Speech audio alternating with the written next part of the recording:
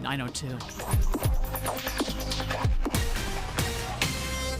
Mornings are for recharging. And they're for starting your day right. We volunteer to join you in the car. Get news and weather at 102.7 FM during the most important part of your day. Andy and Amanda, each morning between 5 and 9 on KSL News Radio. Hi, this is Derek Overstreet, president of the New Millennium Group and co-host of Stop Working, Start Living with KSL News Radio. Can you imagine what your life would be like if you could retire 3 to 5 years earlier than you thought possible? The things you could do, the loved ones you could spend time with, the memories that you could create. That's what our team at the New Millennium Group does. We'll walk you through the entire process every step of the way. If you'd like to get a copy of the 5-step proprietary plan that will help you retire 3 to 5 years sooner than you thought possible, give us a shout right now. 888-999-6370. That's 888-999-6370 or utahsfinancialplanner.com. Listen, most of our listeners right now have a tax problem, not a money problem. There's not enough money in Social Security Medicare as it is. Let us show you how you can significantly reduce your taxes. That's 888-999-6370.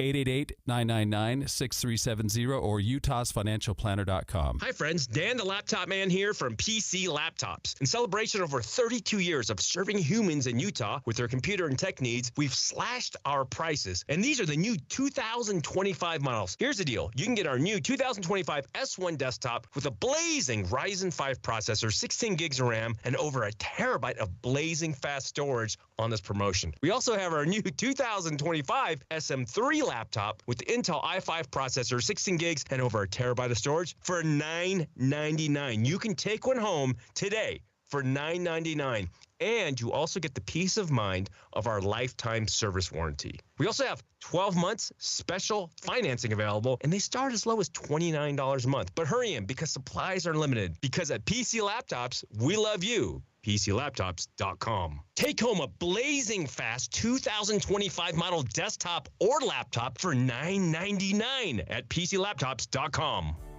Making an Impact, sponsored by Grainger. Artist Rashid Johnson uses different mediums to examine race, identity, and masculinity. He hopes his work can bring joy to others. I'll tell you what I'm not afraid of. I'm not afraid to be vulnerable. The first thing that I learned to love outside of my family was art. For the ones who get it done, Grainger offers the professional-grade products you need, delivered when and where you need them. Call clickgrainger.com or just stop by. Let's go! You still got it, but your immune system weakens as you age, making it harder to fight flu, pneumococcal pneumonia, RSV, and COVID-19. Ask your doctor or pharmacist which vaccines you need. Sponsored by Pfizer. Is it me, or is it musty? Oh, damp. Check the bathroom. Damp! Wait! Yeah? I'm ordering Damp Rid! Get rid of the damp by trapping excess moisture with Damp Rid. We've got emergency traffic brought to you by Mountain America's My Style checking account, and here is Heather Kelly. Well, we've got way too many crashes to talk about individually, but the one that's going to affect the most people is the transition ramp from northbound I-15 to head westbound I-80 toward the airport. Also the ramp from 5th South in downtown Salt Lake to head westbound 80. Both those ramps are shut down due to a jackknife semi. It's probably going to take a couple more hours for them to get that cleared out of the way. So use North Temple as your alternate to head to the airport for your flight. Heather Kelly in the KSL Traffic Center. We've got rain today, even some thunderstorms with the highs only around 78 degrees. Right now it's cloudy and 68 downtown. I'm Amanda Dixon from the KSL Common Spirit Health Studios. Listen online at kslnewsradio.com. We're Utah's news, traffic, and weather station. The all-new Inside Sources.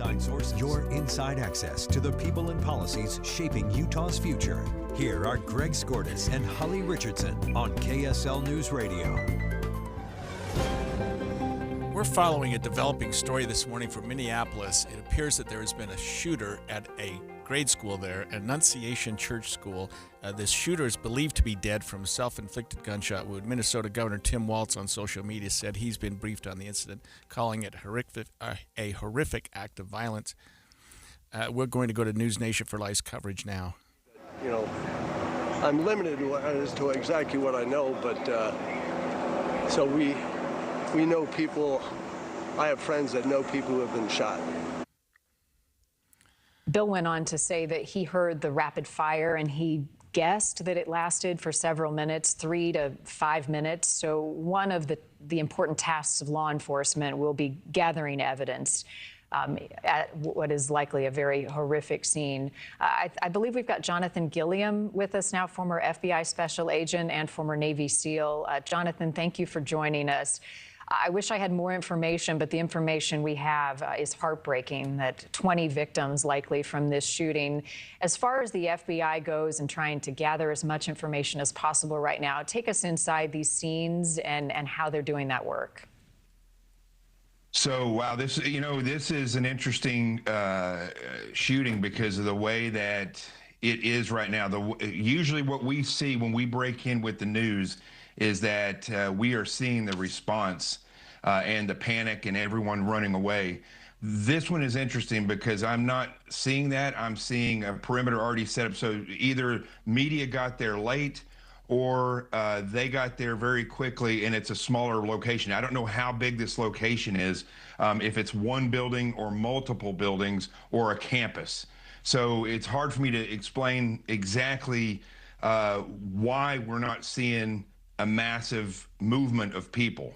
So it could be any of those things, but it sounds like from the reporting that I'm hearing that the shooter has been neutralized. But again, as we always say, that doesn't mean that law enforcement movement stops. They don't stop until the entire facility or campus is cleared, because they can't assume it's just one individual. I've heard reports of an individual going in there dressed a certain way. I don't know if that's confirmed yet, but schools of this age that don't go past 8th grade are typically smaller schools, but also I heard reporting that there were, because it was mass, they had parents there. So there could be other than students caught up in this right now. But the more of this that we see of parents and people coming out, the better I feel that more people got out of there. But if this number is confirmed, this is a tremendously high number. And I'm starting to put together a little bit of profile of who I think this shooter may be.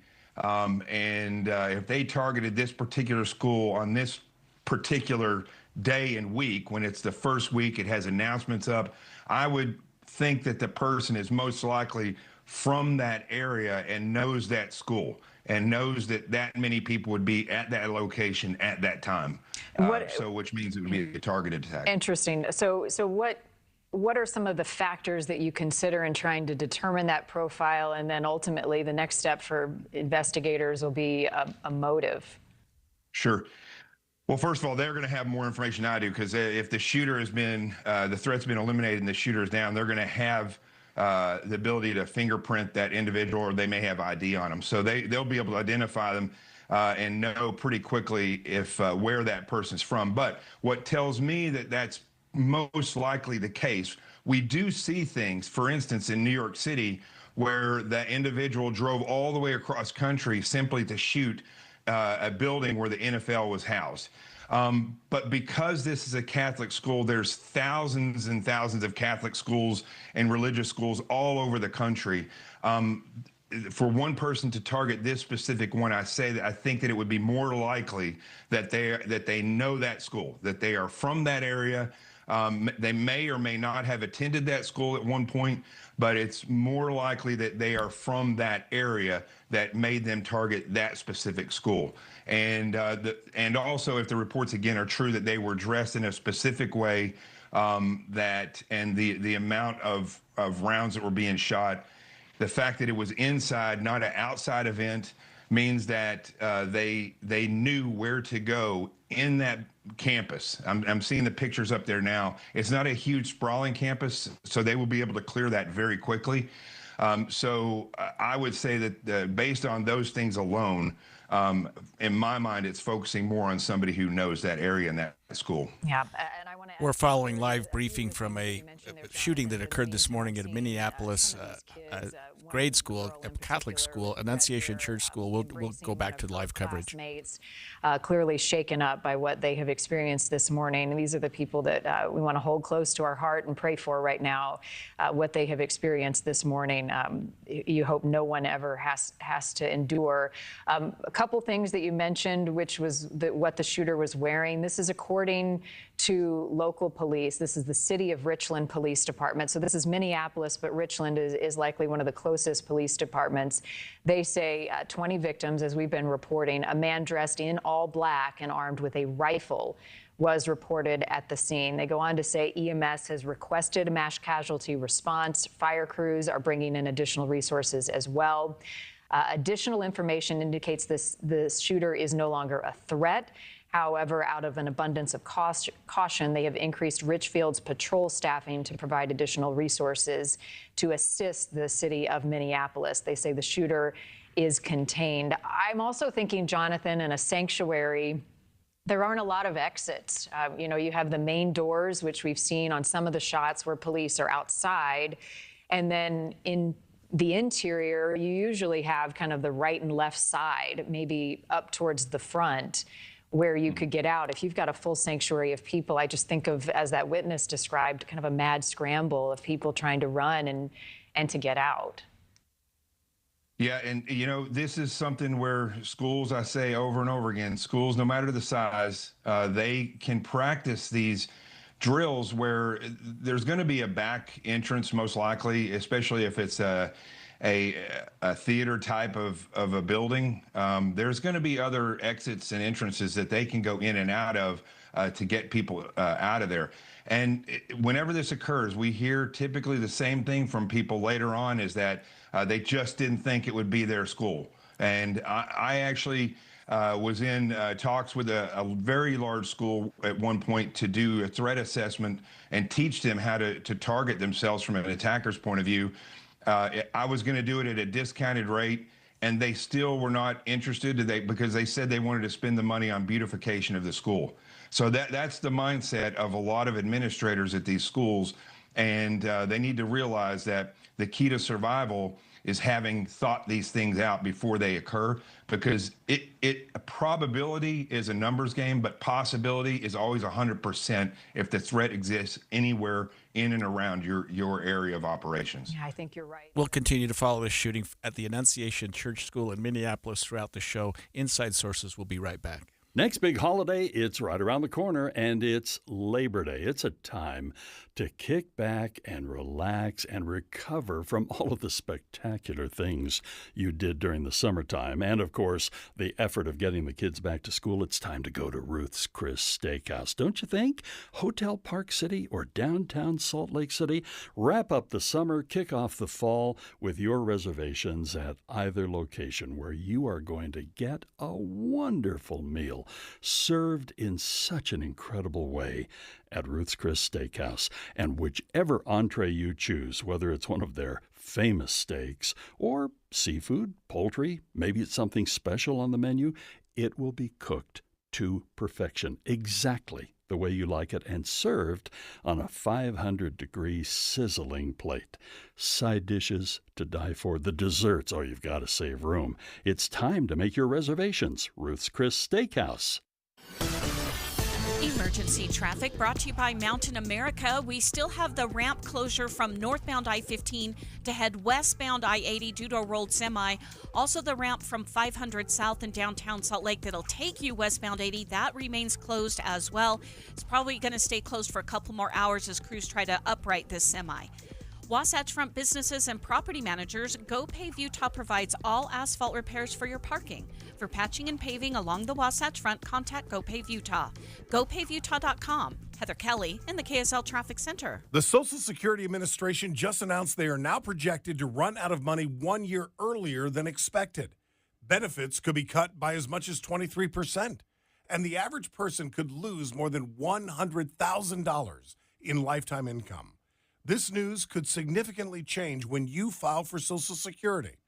Discover how you could get every penny out of your benefits with a free Social Security analysis from Boss Retirement Solutions. If you've saved more than $300,000 and have not filed for Social Security, Schedule your free analysis now by calling 801-896-9622. This free, customized analysis could help you get every penny out of Social Security.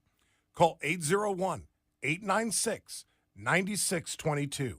That number again, 801-896-9622. Boss Retirement Solutions is not affiliated with the Social Security Administration. You're listening to Leaf Filter Radio, and the guru of gutter protection himself, Chris Coonahan, is here to take your most pressing leaf-related questions. Hey, everybody, Chris here. I understand we have Ron on the line. Ron, where are you calling from? Uh-oh. Ron, are you calling from a ladder? Well, I was.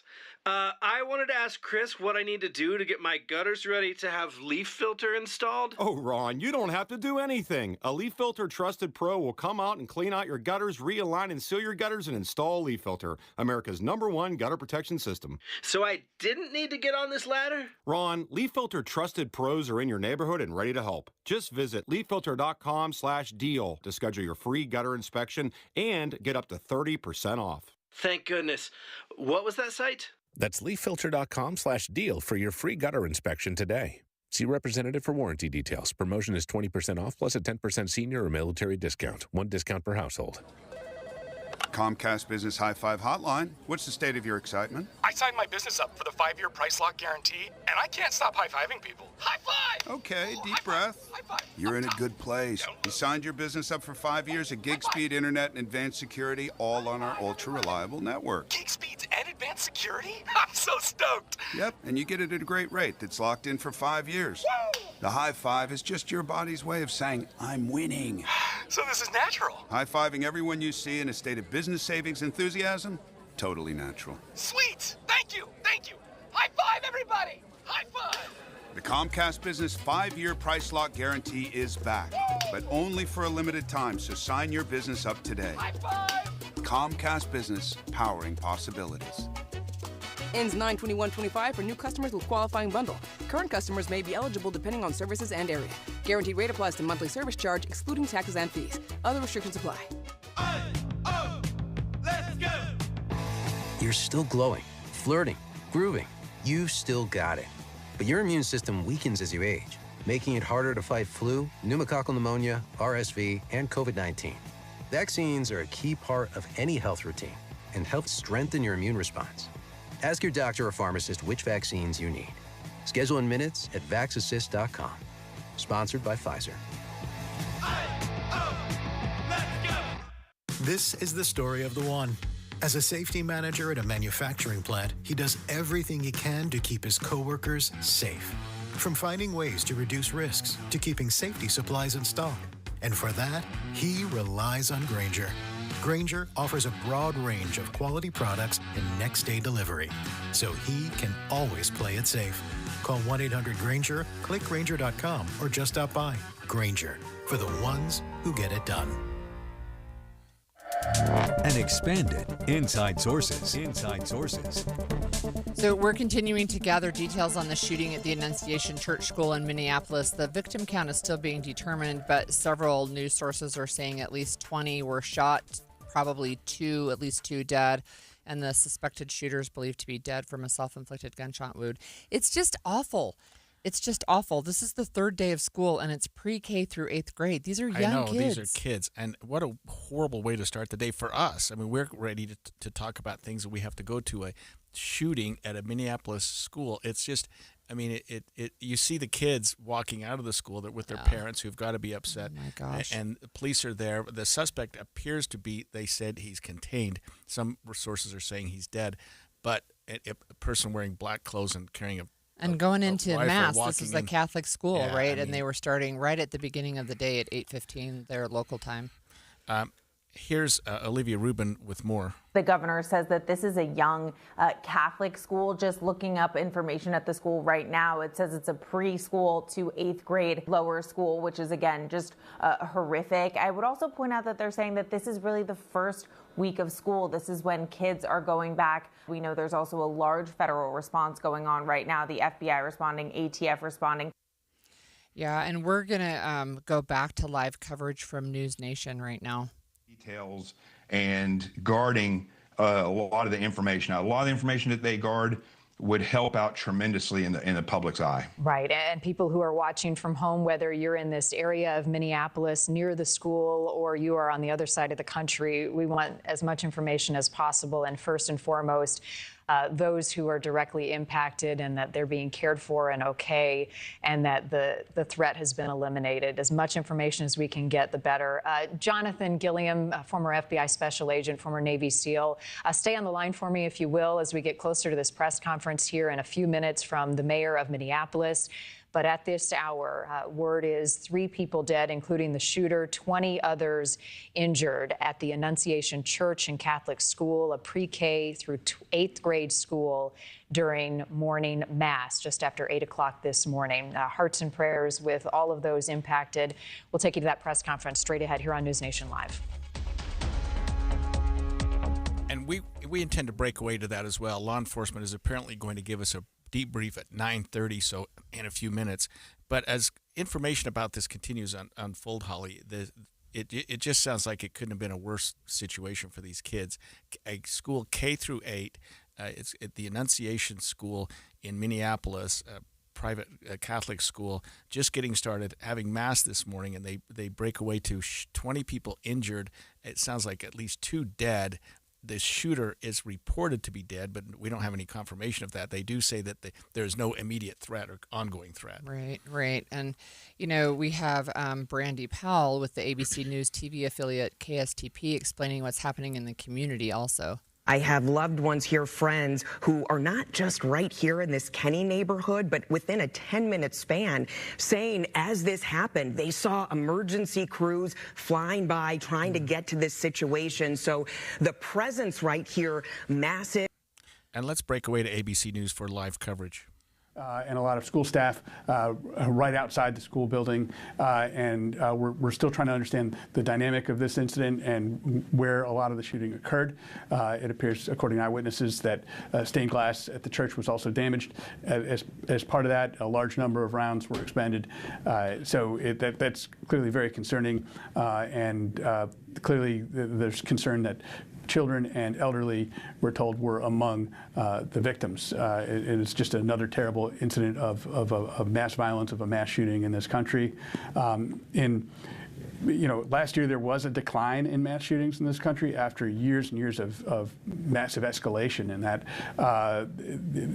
2 years ago in 2023, there were way over 600 mass shootings. Last year, just over 500. So far this year, there's been something on the order of 289 some mass shootings in this country so far. So it would appear at this point in the year it's declining, but still any shooting like this is too many, and we've been seeing far too many of these incidents in this country.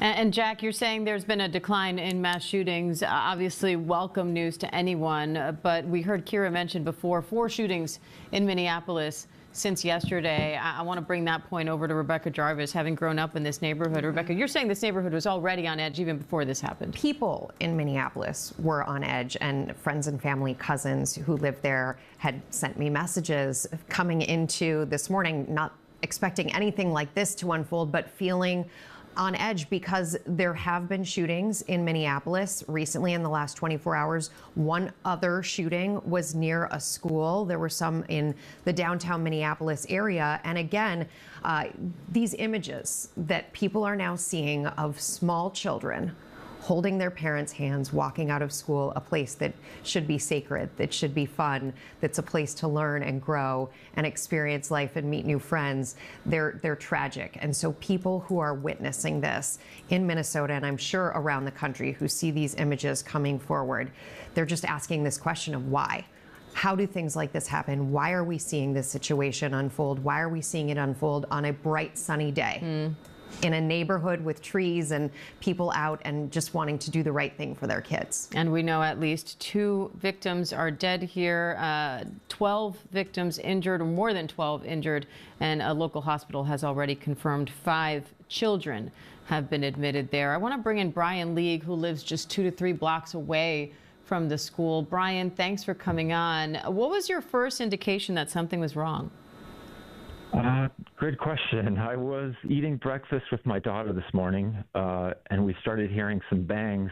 We initially suspected it was just construction noise because there's a project going on close by us, but pretty quickly the cadence of the shots was just much too fast, and then there was a pause for a few seconds, and then you hear another quick burst of shots, and it didn't sound like hammers and nails. Immediately I was like, that kind of sounds like gunfire to me. So we got up and tried to look out the windows to see if we could see anything because it sounded fairly close by. Brian, what went through your mind at that point, and what did you do next? We stood up with my daughter and I. We were looking around. Immediate thoughts was, is something happening very close by? So I'm just trying to get eyes on, am I seeing something happening on the roads near here? Is there somebody in the neighborhood? I think at that point, my daughter kind of sensed some of the kind of stress in my voice, and she ran, maybe not ran, but headed back towards her room with a bowl of cereal. But I just kind of kept listening to the shots, trying to localize them. I could hear it was coming from the south of me, which is towards Annunciation. And I just kind of kept listening. I went and briefly spoke with my wife and said, "Did you just hear all that?" And she's like, "Yeah, that sounded like gunfire." And then right after that, we started seeing a lot of emergency response kind of rushing down our streets. We live on a fairly major road, Woodale, which goes down to Diamond Lake, which is where Annunciation is. And we saw police car after police car and EMS and fire trucks just blazing by. I don't know, many vehicles, much more than I think we've ever seen before. They all started maybe 2 minutes after all the noises, and that's when we promptly knew, like, oh boy, this really is a thing. It wasn't construction or anything else. Were you worried at any point in that you and your family might be in danger? I mean, somewhat, because my gut was thinking this sounds like gunfire.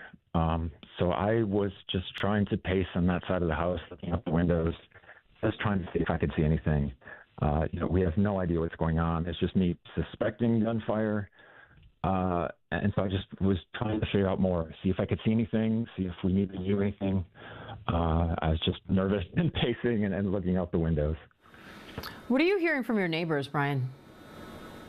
I'm getting a flood of text messages, everybody being very concerned and very confused and a little bit freaked out. We do know a few families who send their children to Annunciation schools. I haven't spoken with any of them as of yet, but just a lot of concern and a lot of just fear about what is going on, a lot of just sadness and anger and all these things. Brian, did you hear anything from law enforcement at any point when this was going on, advising you to lock down, go inside the house, lock your doors, anything like that? We didn't directly. We quickly, we were online, kind of social media, looking for details. We were turning on local news stations, trying to get details. Initially, it was so early, we weren't seeing anything. So we never really had a direct announcements or anything from them. But yeah, we certainly saw them rushing on by, a heavy police presence and response in the area, for sure. And Brian, what can you tell us about the school itself, the students there, the staff there, or anything else you know about it? Sure. Annunciation, I think it's a K-8 school. It's a private school, fairly kind of tight-knit community. A variety of people in the neighborhood will send their kids there. I think it draws some folks from outside of Southwest Minneapolis. Just tight-knit. We see kids walking to and fro that school most mornings and afternoons in their uniforms. It's just kind of one of the centerpieces of the community, I think. Sorry, getting a little emotional there, but it's just a kind of a small, charming private school around here, kind of on a busier connecting streets that splits through kind of two kind of nice neighborhoods, being Tangletown and Kenny. It's just a nice school. They're kind of one of the kind of centerpieces of our community. And Brian, what's your reaction now hearing 2 people are dead here, at least a dozen are injured, and at least 5 of those injured are children? Just gutted. I've got 4 children myself. We could send them to a public school in the area, but we certainly know a number of people who go there. So it's just gets me really emotional and really sad to hear this, and I'm not looking forward to hearing more details. But I don't know what to say. It's just horrible. Just horrible. Brian, are you worried at all about sending your kids back to school now? I don't know. I'm not sure I've processed it yet. We've had, obviously, sort of an increase in violence the last number of days in Minneapolis. It seems like a lot of it's kind of been downtown, or it seems kind of targeted, whereas this one feels more like these random kind of mass shooter events that are just completely random and out of the blue. So I kind of feel nervous that anywhere in the country, it just feels like this keeps happening and happening and happening. And I guess I don't necessarily have fear, assuming that this shooter has been, I don't know, they said contained. I'm not sure if it's confirmed if he's been killed or not, or shot himself. But if this particular individual is not involved anymore, I guess I don't have a huge fear. But I think it's just a general low-level fear that I have just being a parent in America these days. All right, Brian Liesch, who lives right near that Annunciation Church School where this shooting happened. We appreciate your time today, Brian. So glad you and your family are safe. Wishing you the best. Thank you, and I hope all the Annunciation families will heal okay. Thank you, Brian. And for anyone just joining us again, we are following this breaking news of a mass shooting at a Catholic school in Minneapolis. That's the Annunciation Church School. We're looking live just outside the school. We expect to hear from officials in just a few minutes with the latest. So far, we are hearing 2 people are dead in this shooting and more than a dozen are injured. At least 5 of those injured are children. Let's bring in our investigative reporter, Olivia Rubin, for the latest. Olivia, what do we know so far? We are expected to hear in just a few moments from officials, like you said. We are going to hear, according to the city, from the mayor and from the Minneapolis police chief there. So they should be able to give an update on what has been trickling out over the past several hours. We've heard from our colleagues here, Pierre Thomas, that this may have unfolded around 8:30 in the morning, potentially during drop-off, potentially during Mass. There's conflicting reports about whether this was inside of a church, whether it was outside of a church. So it is likely that we're going to hear some sort of a timeline from officials laying out exactly what happened. As you said, we've also heard that 2 individuals are dead, over a dozen injured. That information also from about an hour ago. So those numbers could have changed when officials do come out to speak to the public right now. And then there's also, of course, the big question about the shooter. We have been told that that individual is contained.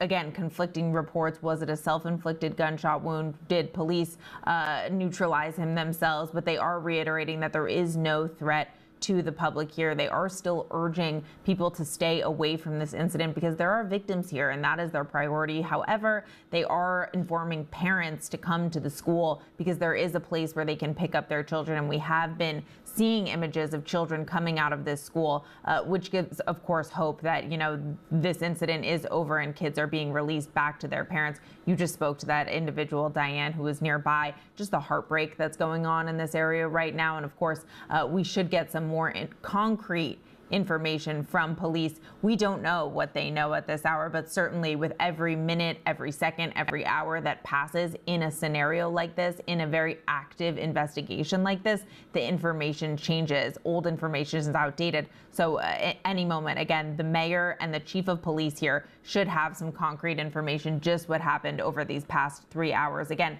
at a school in Minneapolis, Diane, according to the website, this is for preschool to 8th grade. So these are young kids, some of the most vulnerable. And again, we will wait to hear exactly what happened there. And the governor pointing out this happened on the first week of school. We just spoke to Brian Liesch, who lives right nearby, said he heard a series of gunshots or what sounded to him like gunshots at least, while he was having breakfast with his young daughter, that he heard a series of shots, then a pause, and then more shots, and that his daughter ran toward her room, and he then confirmed with his wife that she heard it too, as they started to try to find more information and see if they were in danger. I want to bring in our chief business correspondent, Rebecca Jarvis.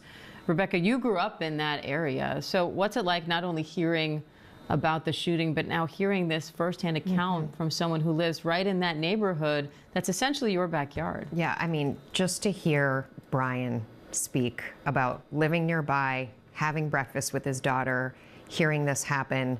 It's a nightmare. It's the worst thing you can imagine. And you put yourself in the shoes as a parent. You put yourself in the shoes of any parent right now with a child at that school and what they are going through and the innocence that has been lost in this moment. And for me to just think about growing up not far from there, going to school for most of my young life, not far from there, my heart breaks for those families and the community. I know how strong the community is. I know how hard they will work to be there for each other and to lift each other up. But to just know how devastating this moment is for these families and so many people waiting on more information.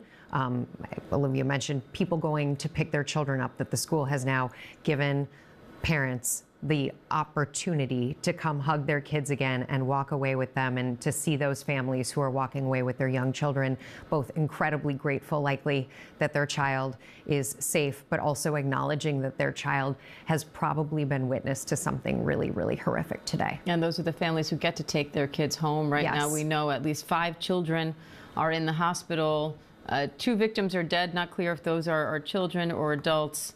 More than 12 people injured here, and we've had a local hospital now confirm that 5 children are in their care from this. I want to bring in Justice reporter Jack Date. Jack, what's the latest on the timeline here? So as Pierre reported earlier, we believe the shooting happened around 8:30 in the morning, just around the time that parents were dropping off their children to the school. So there's a large presence of parents, there's a presence of children and school staff as well. We're also told that children and perhaps the elderly were also among the victims in this horrific incident. As these things progress, as the incident sort of progresses, as law enforcement responds, the first effort is made to try to make sure the scene is safe. The suspect appears to be neutralized at this point. We're waiting more confirmation or more word about how that occurred, but he appears to be contained. While they're doing that, they need to tend to the many victims that were injured in this horrific attack. And then there's an effort to try to make the scene around the area safe. So clearing buildings room by room, law enforcement teams will go in and meticulously clear those rooms to make sure the surrounding area is safe and there's no additional threats that are present. And then finally, the investigation can begin. So, we're at the phase right now where it appears that the scene has settled down, but they're just starting the investigation to try to identify who this person was, what this person's motive may have been, and are there any additional threats and those types of things. So, we're hoping that we'll get something of an update on that from officials in Minneapolis soon when they brief. But these scenes tend to play out, and we've seen far too many of these over the years in a pattern. Law enforcement and first responders are sort of trained and almost sort of accept this timeline and this approach to it. There's sadly a playbook for this, and they train on it pretty continually, where law enforcement converge on the area and it really doesn't matter what agencies they're from. They team up and they work together to clear these scenes and work through this first phase in a manner that, again, sadly, they've trained all too much for. And we can see 2 people sharing an emotional hug there outside that school, where, again, we're hearing at least 2 people are dead and more than a dozen injured in a mass shooting today. Robert, where does this investigation go from here? What are the next steps? Well, I think really important, you heard Brian talk about the ear witness, which are important, talked about 2 bursts of gunfire. And that's important to understand if it's a reload or whatever. Maybe he walked inside the building at that point, because we're really not sure. From what I understand, the mass was started at 8:15. So he walked in there exactly 15 minutes into it, knowing everybody would be there. As far as the children go, the school opens at 8 o'clock. So there you've been a half-hour timeline going into that. Was this shooter cognizant of that? Was this shooter, did he hear the sirens and then decide to take his own life, which happens quite often? So, but right now it's to lock it down, find out who this person is, and peel back exactly his intentions, what his motivation was, and where he was in life. And what's really important here is that, did anybody else know about this? Anybody suspect him? for being this kind of crumbling individual who wanted to hurt people. And Olivia, we're just a few minutes away now from a press briefing. You can see the microphone set up there outside the school. What are you listening for as we hear the update from officials? A few things. The first is going to be updated numbers. Again, the 2 dead, over a dozen injured is from about an hour ago, so it's very likely that that number could have changed, especially what the team is hearing, that they were still gathering information, and as they clear the buildings, that also changes. As individuals get to the hospital, that changes. Also going to be listening for a timeline, Diane, for officials to lay out exactly what happened here, where this shooter was, where the shots were fired. Was it inside of the school? Was it outside of the school? Was it in mass? Was it during drop-off? Did the shooter ever actually make it inside of a building, or was this all outside? And of course, what the response was inside of the building. Did they go into lockdown quickly? And any information about the shooter, I think, is something that's going to be unlikely at this juncture. We've dealt with a lot of these first press conferences after an incident like this, and it's very rare that they identify a shooter, that they identify victims, that they identify motive, because that's all part of the investigative process. And I think most of the questions that are hurled at officials right now by individuals that are on the ground are going to be met with, it's the early stages of an investigation and we just can't answer that. They're going to be coming out with exactly what they know, exactly what they can say, and anything that they don't know for sure, which is going to be most of the information right now, I believe that they won't be able to answer. And we're hearing now from the aunt of 2 students at that school who just found out those students are safe. I want to play some of what she told our affiliate KSTP. Why are you here? My husband's a firefighter, and he got a phone call this morning and said that there was a incident at Annunciation, and that's where my niece and nephew go to school. So we live nearby, so he just took off on foot. And my brother-in-law is a firefighter too, and it's his kids that go to Annunciation. And thankfully, we heard about 15 minutes ago that they're safe. But it's so awful and it's so scary. And I just am really proud of my husband and my brother-in-law for just running into the danger. And I just pray for the community. How old are your niece and nephew? They are in 8th and 2nd grade. Yep, so they just started school on Monday. Yesterday, or Monday? Yep. Mm-hmm. Okay. Yep. So today was the 3rd day? 3rd day, yep. Yeah. I'm bringing in our chief business correspondent, Rebecca Jarvis, because Rebecca, you grew up in this neighborhood. What's it like to see this reaction from right around the corner from where you grew up? It's so tough, and I think there's so many people watching right now who feel the way that aunt feels, knowing that they either have a connection to the school or feel connected to the idea that there are children involved here, that this was supposed to be a day in a community where people believe that they're sending their children to school, a place to learn, a place to be educated on a nice sunny day in Minneapolis, that to have it broken, to have it shattered by this is just absolutely devastating. It takes away the innocence of that moment. And you see these pictures here. This is a community where there are tree-lined streets. You have sidewalks and homes with garages. It's a desirable place. People work hard to live in places like this, and it is a close-knit community. I understand Annunciation is a very close-knit community, the school and the church there. I went to school not far from there. I know people in that area well. My cousins live in the area, and there are so many people this morning who are heartbroken over this and hoping, when we hear later from the mayor and the police chief, hoping that we get some kind of helpful news, something better out of all of this. And of course, there are the parents waiting right now to be informed about their own children and to reunite with their children, the ones who are okay after a horrific incident like this. Yeah, it's so important to remember, even the survivors of this may have suffered what they've had to this. experience, what they've seen, what they've witnessed. That's something no one should have to witness. Especially so many of them at such a young age. Let's go to Justice reporter Jack Date. Jack, what's the latest on the investigation?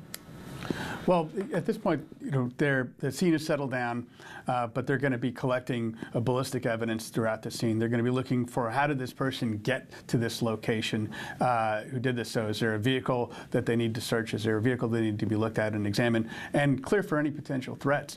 They're clearly going to look at his person as well, or her person, and look at the victim to address whether there's any further threats on them, and then take it from there, from digital evidence, phones, computers, social media, and start scrubbing that to see if there's any messages or indicators or reasons to believe that this person had a motive to target this particular place. And so they're going to look for any connections this person may have had to this location, any past history with people who may have been present there.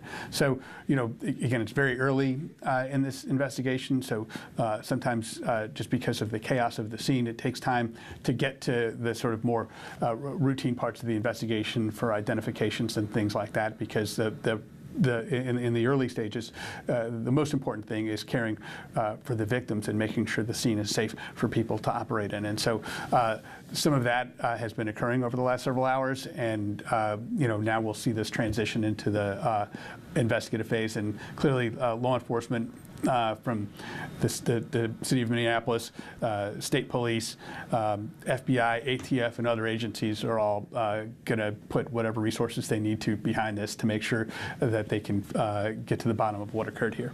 And we are hearing now from a student at that school who says she was in mass when those shots were fired. She says a teacher took the students downstairs to a preschool classroom and then out of the school. Here's what she told our affiliate KSTP. So I was just at church and I heard something like really loud, like I thought it was fireworks in the church, and then I saw the shooting, and I was like, oh my gosh, I'm so scared. And so a teacher led me downstairs to like the preschool classroom.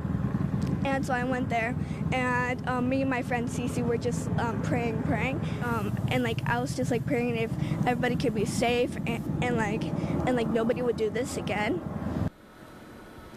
And again, that is a student from Annunciation Church School where this mass shooting in Minneapolis took place. Sources right now say at least 2 people are dead, more than 12 injured, and a hospital in the area has confirmed 5 children are in their care right now. Olivia, what are you listening for as we await this press conference from officials? And we're going to come back to that press conference when it starts. We're following a story that occurred this morning at a school in Minneapolis, Annunciation Church School, a school that deals with kids from kindergarten through 8th grade. We're told that there are at least 2 deaths, including the shooter, and maybe some children. 6 children are at local hospitals. There's going to be a live press conference from the authorities and the school people, the school authorities, in just a moment, but we're going to take a break for just a minute. Not every victory has fireworks. Sometimes it's a quiet win, like tying your shoes without gasping, walking upstairs without pausing, or being able to sit cross-legged on the floor and play with your kids. That's what soda gave me. I lost 82 pounds in just 16 weeks. And with it went the weight, the aches, the excuses. But what I gained, confidence, energy, time, and a version of myself I thought was long gone. Soda didn't overwhelm me with rules or leave me starving. I ate real food. I learned what my body needed. And the personal nutritionist, game changer. They were there with answers, encouragement, and real solutions. If you're looking for your own quiet win, this is your moment. If it worked for me, it will work for you. Go to SodaWeightLoss.com, click the Request a Nutritionist callback. It's time. You can do it. SodaWeightLoss.com. SOTA, SodaWeightLoss.com. Soda is, say it with me, state of the art. Emergency traffic brought to you by Mountain America. People trying to get to the airport on westbound I-80 from northbound I-15 will not be able to take that transition ramp. It is shut down due to a jackknife semi. Now, crews have been working on this for a few hours trying to get the semi turned around, and they are in the process of doing that, but it may be another hour or so before that ramp reopens. You can take North Temple as an alternate to get to westbound, to get to the airport going west from I-15. Wasatch Front businesses and property managers, GoPave Utah provides all asphalt repairs for your parking. For patching and paving along the Wasatch Front, contact GoPave Utah. GoPaveUtah.com. Heather Kelly in the KSL Traffic Center. Do you know why more homeowners choose Any Hour Services for help when it's time to replace their air conditioners? What's up, everybody? I'm Mike Wilson with Any Hour Services, and the main reasons people choose Any Hour Services is because of our people, processes, and convenience. People tell us all the time that there's just something different about having an Any Hour Services technician in their home. That's why most of our over 18,000 Google reviews mention our technicians by name. Another reason is our 7-step install process that we call the Any Hour Difference. It all starts with the needs analysis, where you explain what you like and dislike about your current system. This helps us design and size a system that fits your comfort and efficiency preferences as well as your home's airflow requirements. As for convenience, most of our installs are completed in one day. We also have flexible, no-money-down financing options available, even if you've been told no in the past. So if you've been thinking about getting a new air conditioner, call Any Hour Services and schedule a free estimate today. Google Any Hour Services or schedule online at anyhourservices.com. No one helps more homeowners than Any Hour Services. Hey, it's Ryan Reynolds here from Mint Mobile. Now, I was looking for fun ways to tell you that Mint's offer of unlimited premium wireless for $15 a month is back. So I thought it would be fun if we made $15 bills. But it turns out that's very illegal. So there goes my big idea for the commercial. Visit mintmobile.com/radio. Upfront payment of $45 for 3-month plan equivalent to $15 per month required. New customer offer for first 3 months only. Speed slow after 35 gigabytes if network's busy. Taxes and fees extra. See mintmobile.com. This is the story of the one. As a safety manager at a manufacturing plant, he does everything he can to keep his coworkers safe. From finding ways to reduce risks to keeping safety supplies in stock. And for that, he relies on Grainger. Grainger offers a broad range of quality products and next-day delivery, so he can always play it safe. Call 1-800-GRAINGER, click Grainger.com, or just stop by. Grainger, for the ones who get it done.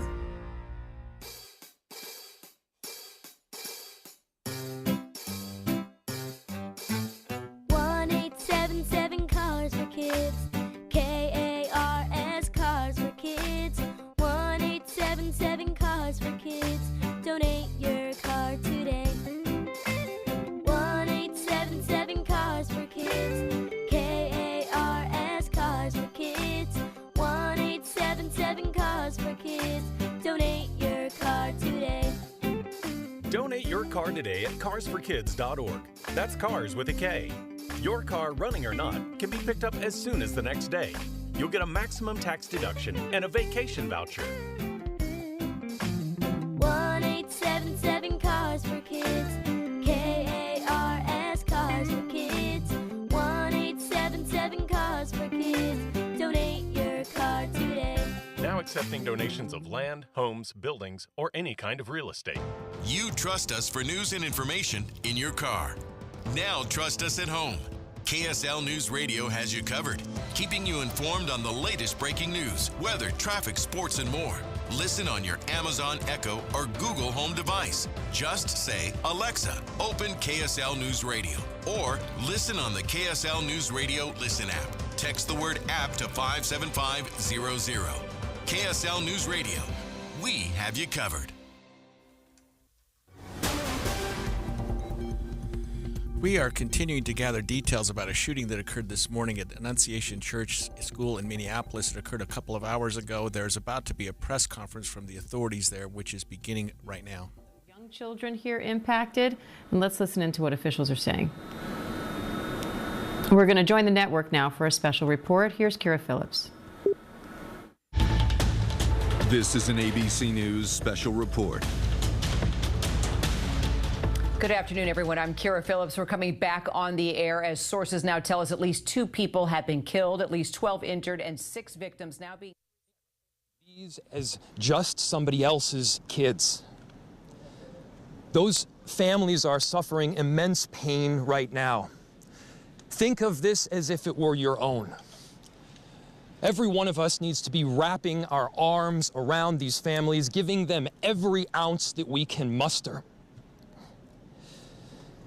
These were Minneapolis families. These were American families. And the amount of pain that they are suffering right now is extraordinary. And don't just say this is about thoughts and prayers right now. These kids were literally praying. It was the first week of school. They were in a church. These are kids that should be learning with their friends. We are hearing from Minneapolis Mayor They should be Jacob playing Frey. on the playground. They should be able to go to school or church in peace without the fear or risk of violence, and their parents should have the same kind of assurance. These are the sort of basic assurances that every family should have, every step of the day, regardless of where they are in our country.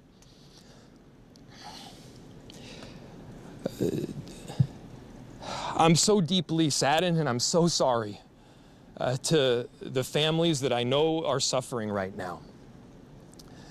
My ask is to everyone, stand by them, love them. These families have forever been changed, and we've all been changed with them. We need to do everything possible to support them through this time. We have a family resource center that has been set up. I'm grateful for all of the law enforcement agencies from a number of different jurisdictions, and all the different departmental support that we've received. They're going to be working tirelessly. There's also a family resource center that is being set up as we speak to make sure that we're there for everybody. Again, to the families that are suffering, to those that have experienced loss, I'm so deeply sorry. We're going to be with you every step of the way. We love you. This kind of act of evil should never happen, and it happens far too often. The chief will provide additional details.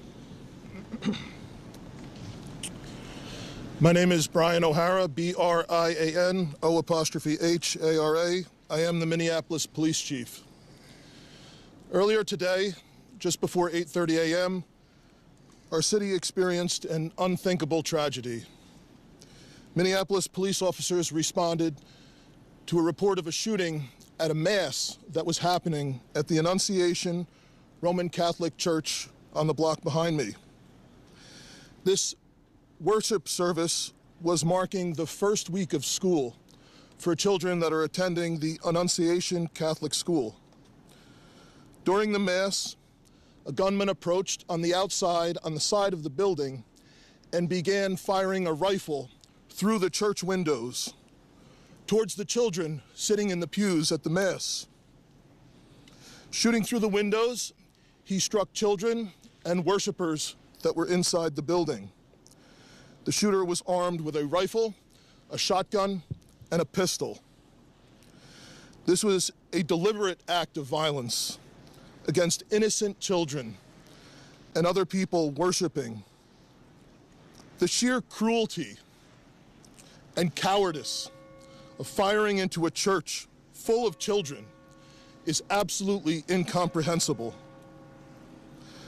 Police officers from the Minneapolis Police Department immediately responded, entered the church, and attempted to provide first aid and rescue some of the children that were hiding throughout the building, while other first responders came and EMS responded to rush victims to nearby hospitals.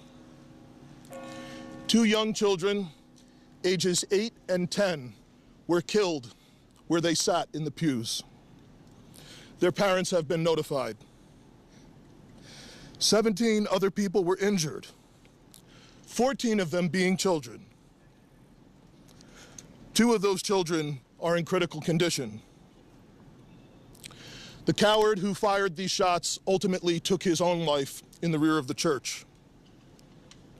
Our hearts are broken for the families who have lost their children, for these young lives that are now fighting to recover, and for our entire community that has been so deeply traumatized by this senseless attack. We will stand together to protect our children, our schools, and our houses of worship. This deliberate act of violence is just a sign of cruelty that is beyond comprehension. Our hearts are broken for everyone that's been affected by this tragedy. As we begin the difficult path of healing, I want the community to know this, that even in the face of such evil, the Minneapolis Police Department and all of our law enforcement partners stand with our community. We stand with these families and with this parish. We will continue to be here for you. With that, the investigation is obviously in its preliminary stages, and I will attempt to take some questions to provide further information. Chief, what can you tell us about KSL FM Midvale, KSL Salt Lake City? Any notes or any other information? We're hearing from the chief of police in Minneapolis talking about the shooting that occurred at the Annunciation School. 2 children are killed, 14 injured, and 3 adults also injured. He is deceased. He is in his early 20s, does not have an extensive known criminal history, and we are looking through information left behind to try and determine some type of motive. Yeah. How many kids attend the school? How many kids at the school? How many children? There were, I don't have an exact, the question was how many children at the school. There were dozens of children inside the mass at the time. I don't have an exact count.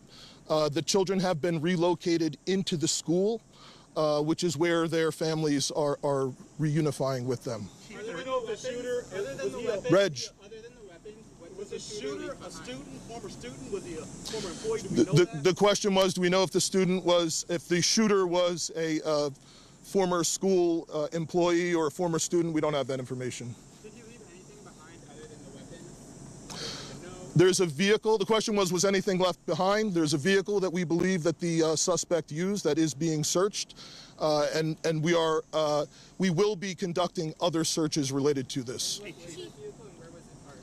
Inside the parking lot here.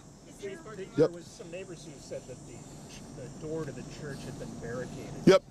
So the question was, neighbors had said that the door to the church had been barricaded. The shooter approached on one side of the church building, and on that side, at least 2 doors, it appears there had been like a 2x4 placed. So not all of the doors around the building, but on the side where the shooter did fire. And on the outside? On the outside, yes. Were there any explosives that were found? The question was there any explosives? There were reports of that. There were no explosives or improvised devices that we found. I do believe there was one, I guess you would call it a smoke bomb, like not an explosive, but a sort of a firework that would release smoke. And which side of the building? North, south? The side that is closest to us, here, on this side, yep. Was this incident related also at these nearby homes? I don't have specific information on that I can release. The question was, is he dead from a gunshot wound? The answer is yes. We believe he took his own life in the parking lot. Was this outside or both inside that he was shooting? The question was he shooting outside and inside? He was absolutely shooting outside of the building on the side of the church, inside through the windows. It appears he may have gone inside, but I don't believe we've located any casings inside the building. So I'm not certain if he fired also while inside. It appears, if not all, most of the shooting happened outside the building. Chief, is this shooting related to any other shootings that happened in the last 24 hours? Yeah, Taylor's asking, is this related to any of the other shootings? This does not appear to be related to any other shooting in the city. Do you know approximately how many rounds were fired? The question was how many rounds? I would say it's in the dozens. We don't have an exact count. There's a sidewalk on the outside as well as a grassy area, so obviously we are going through and taking our time to process the scene. Was he firing just one weapon, like the rifle? The question was he firing one weapon? We believe he had fired all 3. He had a rifle, a shotgun, and a pistol. Chief, was this individual licensed to conceal and carry? Did he have any? Were the weapons, was he lawfully carrying the weapons? I don't have that information, and I don't have any information on any significant criminal history either. Was he dressed at all in any tactical type of gear or anything? It appeared he had some black clothing on, his cargo-type pants. I guess you could interpret that as, however you like. All right, ladies and gentlemen, thank you for helping us to get the information out today. We have a lot more work questions? that needs to be done. We will return back later today to provide more details as they become available, and we'll let you know how you can know about that in the moments to come. Thank you. Okay. How can the public help? That's it. Thank you. That was Minneapolis Police Chief Brian O'Hara giving us a debrief of what's happened this morning at the Annunciation School there, where at least 2 children have been killed. A shooter involved, an active shooter involved, who was shooting from outside into a mass that was going on at the time, apparently killed himself. There are 14 children and 3 adults injured. Some of those children are seriously injured, as you might imagine, and they are being treated at a local hospital. That's all the information we have right now. We heard from the police chief, Holly, about what they're continuing to gather. It seems like there are a lot of parents walking out of the school with their children, and obviously very, very happy to be reunited with their children. There are also some parents who are feeling much differently right now. Well, yeah, I mean, every time we have an incident like this, it's just absolutely tragic, right? And, you know, I think several people have pointed out, even at the press conference and other coverage, that you don't expect that when you send your kids back to school that 2 days later you're going to be picking them up from an active school shooting. Yeah, it appears that the shooter drove to the school, came out with 3 weapons, a handgun, a rifle, and a shotgun. According to the police chief that we just heard from, he fired all of them, and the police chief said dozens of rounds were fired into this congregation. I mean, there were also dozens of people inside there. He then shot himself. They're still obviously gathering information. I can only imagine what the mass, the congregation, what was happening inside there, and what that scene looks like right now. But it does appear that the situation is now under control. There's not an ongoing threat, at least according to the police and the authorities that are there. The mayor came out. He was quite upset. The chief of police, of course, was very, methodical, but trying to get as much information out. And the media wants to know. Of course, everybody wants to know why. We don't know that, and may not know that for a long time. They'll certainly search his car, his social media, go to his house, and get whatever they can to find out what led up to this, and what he was doing in the days or weeks prior to this, whether he was a student there in the past, had some involvement with the school in the past, was angry at them. I mean, I hate to even surmise, but something happened that just made this man do what is now being seen as one of the most senseless things you could even imagine. Yeah, it's just the latest, unfortunately, in a series of ongoing mass shootings, right? So we did hear at the top of our show that overall mass shootings dropped a little bit last year, but they're on an uptick this year. Yeah, and it appears that there have been some things going on in Minneapolis, in the greater Minneapolis area over the last few days, including some shootings and some acts of violence. This does not appear, at least according to the chief of police, to have had anything to do with those. But, it's a terrible situation that's going on. And, I mean, the investigation must just be awful. I can't even imagine what the police officers who are going into that mass now, into the room, the chapel must be seeing and what they must be witnessing. And the parents who've got children who are either deceased or seriously injured, I mean, they're kids. These are kids, kindergarten through 8th grade. They're little kids. They're even pre-K, which is like preschool age. Right. So, yeah, and only the 3rd day of school just started for them on Monday, and the mayor pointed out that we needed more than thoughts and prayers, that they were literally praying at Mass when they were shot. Those families are suffering immense pain right now. Think of this as if it were your own. Every one of us needs to be wrapping our arms around these families, giving them every ounce that we can muster. These were Minneapolis families. These were American families. And the amount of pain that they are suffering right now is extraordinary. And don't just say this is about thoughts and prayers right now. These kids were literally praying. It was the first week of school. They were in a church. These are kids that should be learning with their friends. We are hearing from Minneapolis Mayor They should Jacob be playing Frey. on the playground. They should be able to go to school or church in peace without the fear or risk of violence, and their parents should have the same kind of assurance. These are the sort of basic assurances that every family should have, every step of the day, regardless of where they are in our country.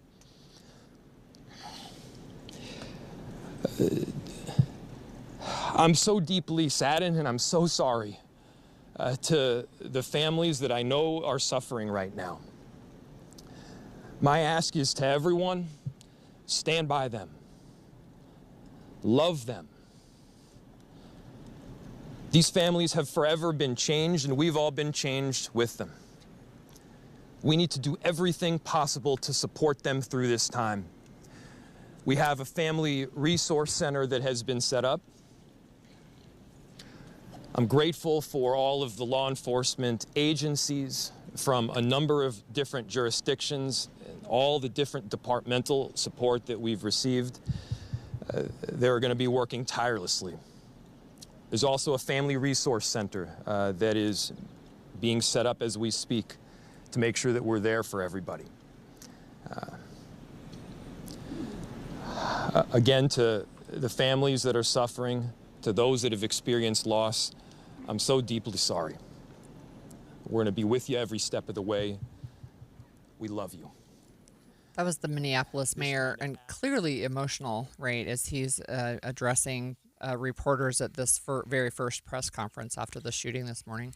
Yes, I mean, just awful, the situation that's going on there. ABC's Rebecca Jarvis also explained that the community in Minneapolis was already on edge before this even occurred. The people in Minneapolis were on edge, and friends and family, cousins who lived there had sent me messages coming into this morning, not expecting anything like this to unfold, but feeling on edge because there have been shootings in Minneapolis recently in the last 24 hours. One other shooting was near a school. There were some in the downtown Minneapolis area. And again, these images that people are now seeing of small children holding their parents' hands, walking out of school, a place that should be sacred, that should be fun, that's a place to learn and grow and experience life and meet new friends, they're tragic. And so people who are witnessing this in Minnesota, and I'm sure around the country, who see these images coming forward, they're just asking this question of why. How do things like this happen? Why are we seeing this situation unfold? Why are we seeing it unfold on a bright, sunny day? In a neighborhood with trees and people out and just wanting to do the right thing for their kids. It's one of the things that, parents worry about. And I know overall the statistics are very, very low for this happening at your child's school, but that doesn't make it any less tragic when it does happen. No. And I mean, this is just continuing to develop. We're actually, some hospital employees are speaking right now. We'll try to get some more information from those later on as well, as we learn more about the people. It looks like 9 children are currently being treated at a local hospital, and others are there. There are several adults being treated as well. At least 2 are deceased. The shooter appears to have shot himself after this occurred. And I don't know, people keep talking about the cowardice of it, and I think that's kind of an understatement. There's just no explanation for something like this. Right. So we'll be keeping an eye on these latest developments from the shooting, but we will continue a discussion about some local issues when we come back after our break. If you need new windows and you live in Utah, there's only one choice. There are other window companies, but they're more expensive, and their windows aren't made in Utah for Utah's ever-changing climate. Advanced Window Products has been building state-of-the-art windows right here in Salt Lake for 39 years. And since they're the factory, they cut out the middleman, and you save 30, even 40% on new windows. Plus, right now, as they book for fall, Advanced Windows will give you $2,500 off on 10 windows or more. They build the windows, install the windows, and guarantee them for life. And since they're right here in Utah, if you have a problem years from now, just call them. They'll come over. Advanced Windows offers 0% financing, buy now, pay later. They're affordable. Get your new windows and get the energy savings before we get to winter. $2,500 off. Call them, 801-850-9100. That's 801-850-9100, or go to advancedwindows.com. Progressive's Auto Quote Explorer lets you easily compare direct rates from different insurance companies, so you can be confident you're getting the right one, even if it's not with Progressive. Way more confident than you were when you tried online gaming. Who knew 12-year-old boys could be so mean? And where did they learn to swear like that? 2 hours of losing to these underage trash talkers, and you're starting to question if maybe you really should stick to pickleball and other boomer stuff. So use Progressive's Auto Quote Explorer and be confident you're getting insurance that's right for you. Progressive Casualty Insurance Company and affiliates. Not available in all states or situations. Prices vary based on how you buy. I'm Ed Evans, CEO of Consumer Cellular. We're dedicated to serving people 50 and up like me. Our needs are different. Big Wireless wants us in an unlimited plan, but if you're not using all that data, you're probably getting used. At Consumer Cellular, we're focused on affordable, reliable plans, including data that suits your needs, not ours. Our plans start at just $20, and you'll get the best customer service in the business. Call 1-888-FREEDOM or visit consumercellular.com/facts. Plans include $5 credit for auto pay and e-billing. See site for additional facts. I used to get overwhelmed at the grocery store. One minute I'm reading a label that says healthy. Next thing I know, it's packed with sugar and stuff I can't pronounce. That's when Soda stepped in. When I started the program, I didn't just get a food plan, I got a lifeline. I lost 82 pounds in 16 weeks. But more than that, I learned how to eat smart, shop smart, stay on track even when life gets messy. I could text my Soda nutritionist from aisle 5 and get instant help. That's support you don't get from a label. This isn't about being perfect, it's about being prepared. And with Soda, I finally felt in control of my health and my habit. Go to SOTAweightloss.com. SOTAweightloss.com. SOTA. It stands for State of the Art. Click the Request Your Nutritionist callback. Get to it. You can do it. You know how I know you can do it? Because I did it. SOTAweightloss.com. SOTAweightloss.com. Soda is, say it with me, state of the art. Recovery is deeply personal and can look different for everyone. Recovery takes more than persistence and resilience. It takes support. It's normal to go at your own pace and to lean on others during your journey. Research shows that individuals with substance use conditions typically make multiple attempts at recovery before achieving long-term sobriety, and those who continue to engage in treatment and support services, even after relapses, are more likely to achieve sustained recovery. Get help navigating your recovery journey, no matter where you are. Every step you take to navigate substance use and mental health challenges can help you reach your recovery goals. Peer and online support communities can offer a sense of connection, belonging, and shared understanding. Finding community support is a powerful, proven way to help support long-term recovery. Get connected to SAMHSA resources and create a plan that works for you by visiting samhsa.gov/recoverme. You worked hard for your 401k, but if you've left your job, your money might be sitting in the wrong hands. I'm Jeff Jr. with Trajan Wealth, and it's very possible that the 401k that you have had for years has hidden fees and limited investment choices. But if you're no longer with the company, that 401k may be at the mercy of your former employer. All of these things could be costing you thousands. Rolling over your 401k into an IRA can provide better investment options that align with your long-term goals. At Trajan Wealth, we're fiduciary advisors that are held to a higher standard with no hidden agenda and no hidden fees. Don't let your retirement dollars sit in an old plan, and don't roll it over to your new plan without consulting Trajan Wealth first. Call Trajan today at 801-899-7600. That's 801-899-7600. Advisory services are offered through Trajan Wealth, LLC, an SEC-registered investment advisor. This Friday, join KSL News Radio and NPS from noon to 3 as the movie show stops by. Then, browse and uncover what makes NPS so great. With 4 locations, NPS takes a new inventory every day. Then, they check all competitors' retail pricing before marking items down 20 to 70% off. You're invited to visit the movie show this Friday from noon to 3. And that's the first step to discovering NPS. Visit npsstore.com to begin your own NPS adventure. npsstore.com. A 15-year-old girl who chewed through a rope to escape a serial killer.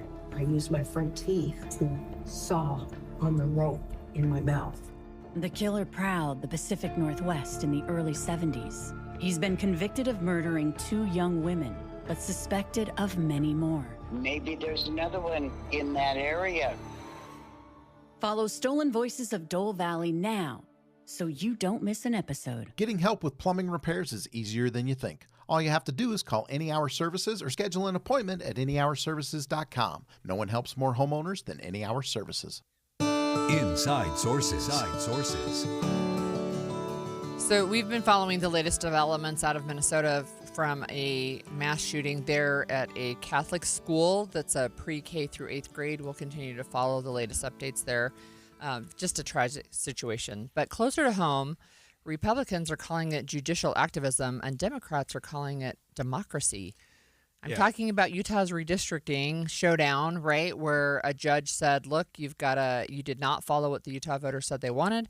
We're tossing out these congressional maps, and you have until September 24th to get me new maps. Yeah, so if you recall, the Utah voters in 2018, in a ballot initiative, voted to create an independent redistricting commission to redraw the Utah's boundaries for our 4 congressional districts. They did that. The commission did get together, drafted the boundaries, and then that was largely disregarded by the state legislature, who drafted their own. A lawsuit was brought against the legislature saying you failed to follow the law, and the issue in the court was, what's the law? Is a ballot initiative law, or does the legislature pass law? And the judge said they both do. They're both laws, and the ballot initiative, the voters, the people's right to pass laws and to create laws shouldn't be disregarded, and that is now the law of the land. And the legislature's attempt to redistrict themselves is she found that to be unconstitutional. Yeah, it's an interesting discussion, right? And it's gone national. One of the things that struck me this last night, in fact, I told my husband, if you go on most major news sites, they will tell you, which articles are the most read. On the Associated Press, the #1 article was about Utah's redistricting battle. That really surprised me. And this morning, it was still #2. People are really, really interested in this discussion. Yeah, and so California is doing their redistricting. And Texas. We don't know. Texas has already done it. Utah Senator Todd Weiler spoke about what he feels might happen next. My guess is they'll ask Judge Gibson on Friday to stay her ruling, and if she declines, then I think there will be some type of emergency petition to the Utah Supreme Court asking them to issue a stay. There does appear to be a hearing this Friday for everyone to sort of regroup, and like Todd said, the legislature is going to say, hey, let's put this on hold until we can get the appeal heard before the Utah Supreme Court. Of course, that could take weeks or months. The rest of the state, in terms of the elections, people are wondering, hey, we don't have that much time, right? Because those maps have to be drawn before the midterm elections, which are 15 months away. But more importantly, filing periods are coming up in January. It's only a few months. And I think our lieutenant governor is saying, hey, we'd like to know what's going on by November of this year. Yeah, November 1st, right. And it's interesting you mentioned that Senator Weiler mentioned that he thought there could be a stay, not by this judge. No, she's already indicated she is not going to put a stay on this. Yeah, and she's been under some heat, too, in this case. And some people are saying that she's being an activist judge. And, of course, anytime something like this happens, judges are attacked, but it just depends on what side you're sitting on, right? So if you're a Republican, people are saying, well, she's an activist. And if you're a Democrat or independent or one of the people who voted for Proposition 4, you're saying, hey, this is how democracy is supposed to work. So one of the things that stood out to me is there are some Utah lawmakers who are already calling for her impeachment. So let me just say this about the judges in the 3rd District Court. There are 17 today, which means that you have a less than 6% chance of getting a case. They are randomly assigned. Yeah. There is no way that this case was put before that judge, and there's even less way that she requested the case. I'm sure just the opposite. She didn't want anything to do with a case like this, but she's a judge, she's on the bench, and she has to hear a case like this. The plaintiffs brought their case, the defendants brought theirs, and the judge made a decision as to which one had the more competent case, the case that followed the law more closely. So to criticize a judge, I just have to say I'm very troubled by that and offended by that. Judges don't pick cases. Right. They don't decide what to do.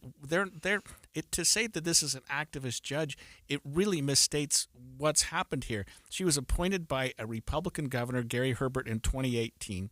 She was confirmed unanimously by a largely Republican Senate in 2019. She's been on the bench for now 6+ years. Came from she clerked for the Court of Appeals. She worked at one of the larger law firms in Utah. It's not like this judge has come from some far left or right or whatever background. I mean, she's a judge, and she heard the law, and it's a 76-page opinion that I think any legal scholar from throughout the country would say it's well reasoned one way or the other, and she could have decided either way. It wasn't like a slam dunk case, but she did say that the legislature failed to follow the will of the people. I don't know how you can say that that's an activist judge. I'm really troubled by that. Yeah, I think that's a really good point, right? And I thank you for educating us on how judges get cases. You know, it's one of the things I think that's reflective of what's happening nationally as well. If you don't like a decision, then you call them out for being activists, right? So we see that all the way up to the U.S. Supreme Court, depending on which side of the aisle you're sitting on, they're activists or not, right? And now we're seeing it at the local level. And I'm not sure that speaks well to the appropriate separation of powers. We're supposed to have these checks and balances, right? And we know that the people have a voice in our own government, and it's not just through elections, right? And that's one of the things she relied on in her ruling. Yeah, and when she does make this ruling, Holly, she knows there's going to be tremendous backlash. She knows that and that her name is out there, that her picture is going to be there, and I mean, this is a judge who 5 years ago was a practicing lawyer, making twice what she's making now. She decided to become a judge to serve the public and is doing that and writes a really well-written 76-page opinion. People say 76-page single-spaced opinion. Right. But anyway, there's a lot to it there.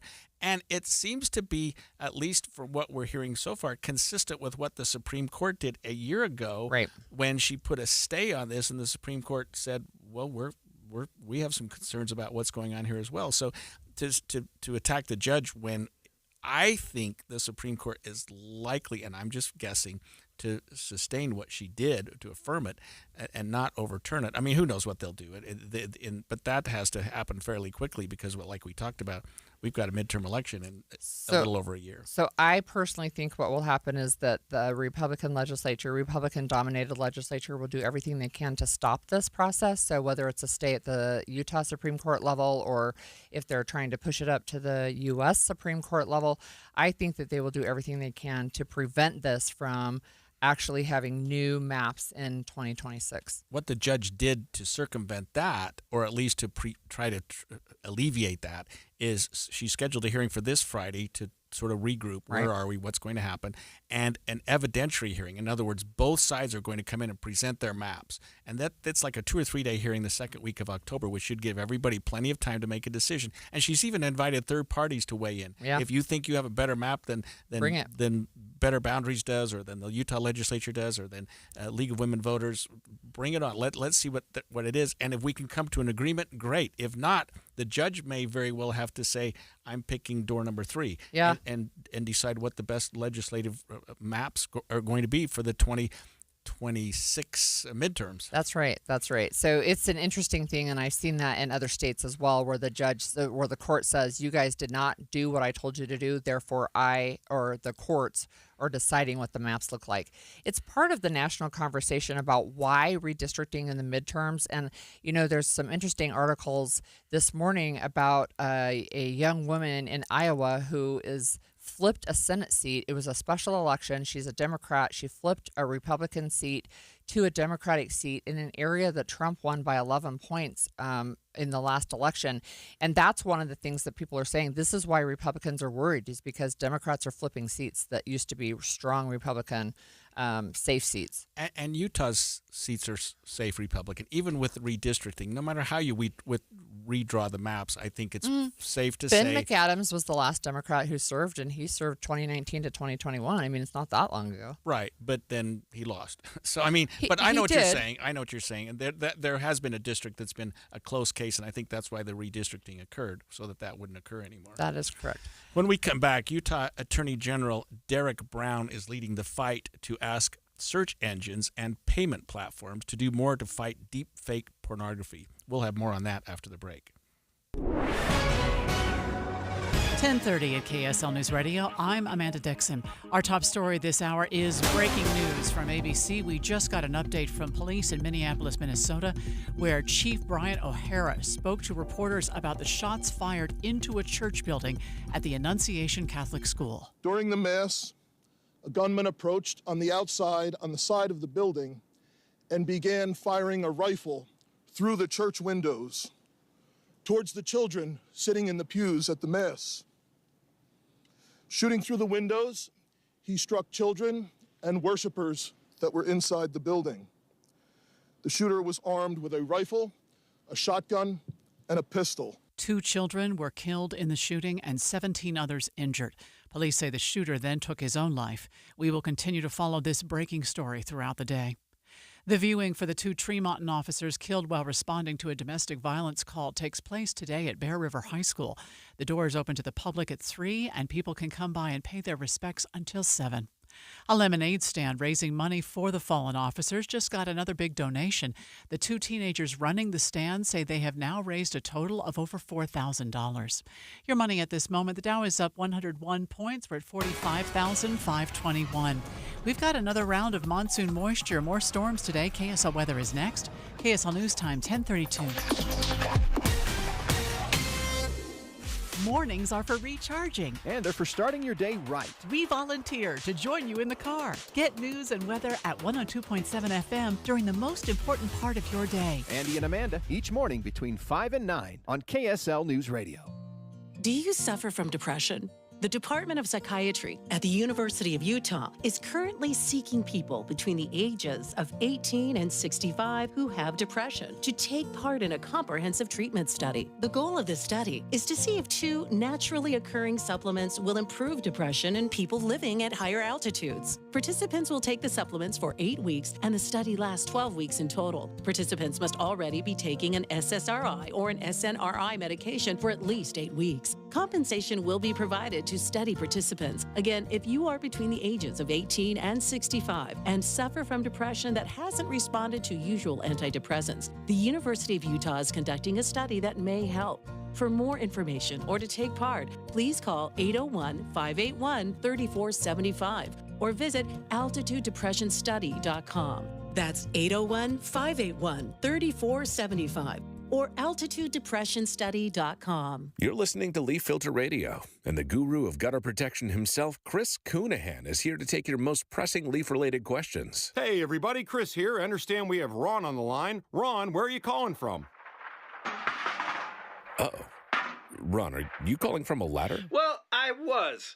I wanted to ask Chris what I need to do to get my gutters ready to have Leaf Filter installed. Oh, Ron, you don't have to do anything. A Leaf Filter Trusted Pro will come out and clean out your gutters, realign and seal your gutters, and install Leaf Filter, America's #1 gutter protection system. So I didn't need to get on this ladder? Ron, Leaf Filter Trusted Pros are in your neighborhood and ready to help. Just visit leaffilter.com/deal to schedule your free gutter inspection and get up to 30% off. Thank goodness. What was that site? That's leaffilter.com/deal for your free gutter inspection today. See representative for warranty details. Promotion is 20% off plus a 10% senior or military discount. 1 discount per household. Hey guys, it's Woodrow from Mint Medical Clinic. Are you struggling with ED? Well, you are not alone. And now there's a real solution that treats the root cause, not just the symptoms. Introducing our Trifecta approach, a breakthrough combination of acoustic wave therapy, hormone replacement, and cryotherapy, all designed to restore blood flow, boost performance, and rebalance your hormones. Whether it's ED or hormonal imbalance, if you're ready to reignite your love life, this treatment helps bring back your energy, your drive, and your confidence. And right now, when you call, you'll receive a free consultation, a blood flow ultrasound, and an intimacy gift. That's a $650 value, absolutely free. And here's the bonus. The next 20 callers will also receive a 5-night stay at a luxury resort in Hawaii just for taking the first step. But you must call now. With 2 convenient locations in Layton and Sandy, help is closer than you think. Call 801-804-8000 now. That's 801-804-8000. Mint Medical Clinic. We'll get you back to mint condition. We still have emergency traffic and weather together, brought to you by Mountain America's My Style checking account. Where is it, Heather? Well, it's kind of everywhere. The biggest issue is still the ramp closure from northbound I-15 to head west I-80. That transition ramp is completely shut down. We had an earlier jackknife semi several hours ago. They're still trying to get that cleaned up. In the meantime, you cannot head west on I-80 toward the airport from I-15. But then we had some really heavy rain come down through Weber and Davis counties. We've got at least 4 inches of rain sitting on many of the roadways, and cars are struggling to get through roadways like Washington Boulevard and Harrison Boulevard near 2nd Street in Ogden, as well as around 40th Street and Washington Boulevard. Also, Clearfield has many streets that are flooding as drains are having a difficult time keeping up with that rain. Mortgage rates are going down. Take advantage. Visit loansbyrick.com at Vintage Lending. Loansbyrick.com, NMLS 241179, Equal Opportunity Lender. Heather Kelly in the KSL Traffic Center. We'll have a high today of 78 degrees with scattered thunderstorms throughout the day. A few more storms tomorrow before the moisture moves out on Friday. Right now, we do have rain and 66 degrees. I'm Amanda Dixon from the KSL Common Spirit Health Studios. Listen online at kslnewsradio.com. We are Utah's news, traffic, and weather station. The all-new Inside Sources. Your inside access to the people and policies shaping Utah's future. Here are Greg Skordas and Holly Richardson on KSL News Radio. We're learning that Utah is joining with other states trying to get search engine companies to crack down on deep fake pornography. We get the story from KSL News Radio's Don Brinkerhoff. Utah Attorney General Derek Brown is leading 47 attorneys general in asking search engine providers to create safeguards, issue warnings, and, quote, redirect users away from harmful content. The attorneys general are also asking payment platforms to take action to better protect people by identifying and removing payment authorization for deep fake pornography. In a post on X, Brown says Utahns should not have to worry about predators stealing their images and creating deep fake pornography. Don Brinkerhoff, KSL News Radio. So it's, we've talked about AI a lot. We've talked about some of these deep fakes as well previously on the show. But one of the things that is interesting in a sad and bad way to me is the growing problem of using people's real image, for example, and then using it to create AI pornography. So we know that Taylor Swift, for example, who's in the news right now, had that happen to her, I think, last year, right? But people are doing it at the school level and other places. It's one of the things that is growing. In fact, according to data from Derek Brown's office, 98% of fake online videos are deep fake pornographic imagery. Yeah, and you have to say this: if you get 47 attorneys general from throughout the country, assuming that probably a fairly equal number of those are Republican and Democrat, that's a powerful coalition. That's a group that's going to get something done, no matter who they're addressing. And as I'm looking at a lot of these deep fake pornography problems, a lot of them are what we've come to be known as revenge porn, where individuals will post pictures of a person that they're mad at or a former lover or something like that in a manner that makes it appear that they were doing something more expressive than they really were, because it's just a deep fake. It's not real, but it attaches to the person's face or to their personality or in a way that makes it appear that they in fact had created the image. And so we do have laws now in Utah that are designed to prevent that. That's right. Both federally and locally. Right. I was concerned about, how do you pass a law that makes this illegal? Because at what point is it not real? Is it just so unreal that it's not a problem? But the laws say, boy, if you're intending to embarrass someone, if you're intending to make it appear that what you're doing is causing some harm to another person, you can be precluded from doing that, and you can actually be prosecuted criminally now. So I know Utah has specific laws against AI-generated pornographic images, both for adults and for kids. And one of the things that Derek Brown, Attorney General Brown, is trying to do is, again, trying to get these search engine companies and payment platforms, but search engines to limit the ability for people to find this information. So, for example, if you try to search content related to suicide, for example, or terrorism, or how to build a bomb, like, you can block that kind of content. And so the search engines can. And so what his office is trying to do, and what these attorneys general across the country are trying to do, is say, look, we know you have the ability to do this. We want you to block searches like how to make deep fake pornography, or, quote, undress apps, or nudify apps, or deep fake porn. Right. So they know that the capability is there, and they're asking these companies to take that step. Yeah, or think about this for young people: how can you commit suicide? How can you do something like exactly. that? I mean, I understand artificial intelligence has to be broad, and it has to be. It's hard to put the genie back in the bottle. But with respect to things like that, it would seem that you could even those providers would seemingly be on board with something like that to regulate their content at least, because that's not a First Amendment issue. Right. I don't think you could argue I have the First Amendment right to tell 16-year-olds how to kill themselves. Right, exactly. Or that I have a First Amendment right to be able to have a jilted lover post inappropriate pictures of their Yeah, I mean that's not going to get very far. So I would think that these search engines, these companies are going to get together and say, hey, and it's in everybody's best interest if we try to regulate this.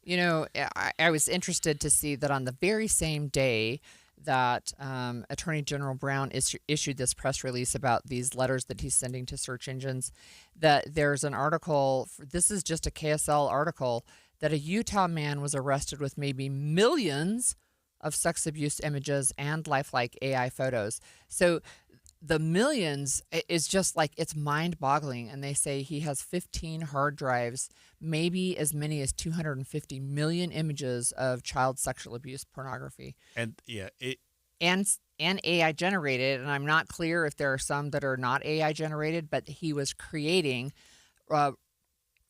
AI generated pornographic images of child sexual abuse from images of real children. Yeah, so even if it's AI generated, if it appears to depict a child, it can be prosecuted as though it is child pornography. And I'll say this about millions of images.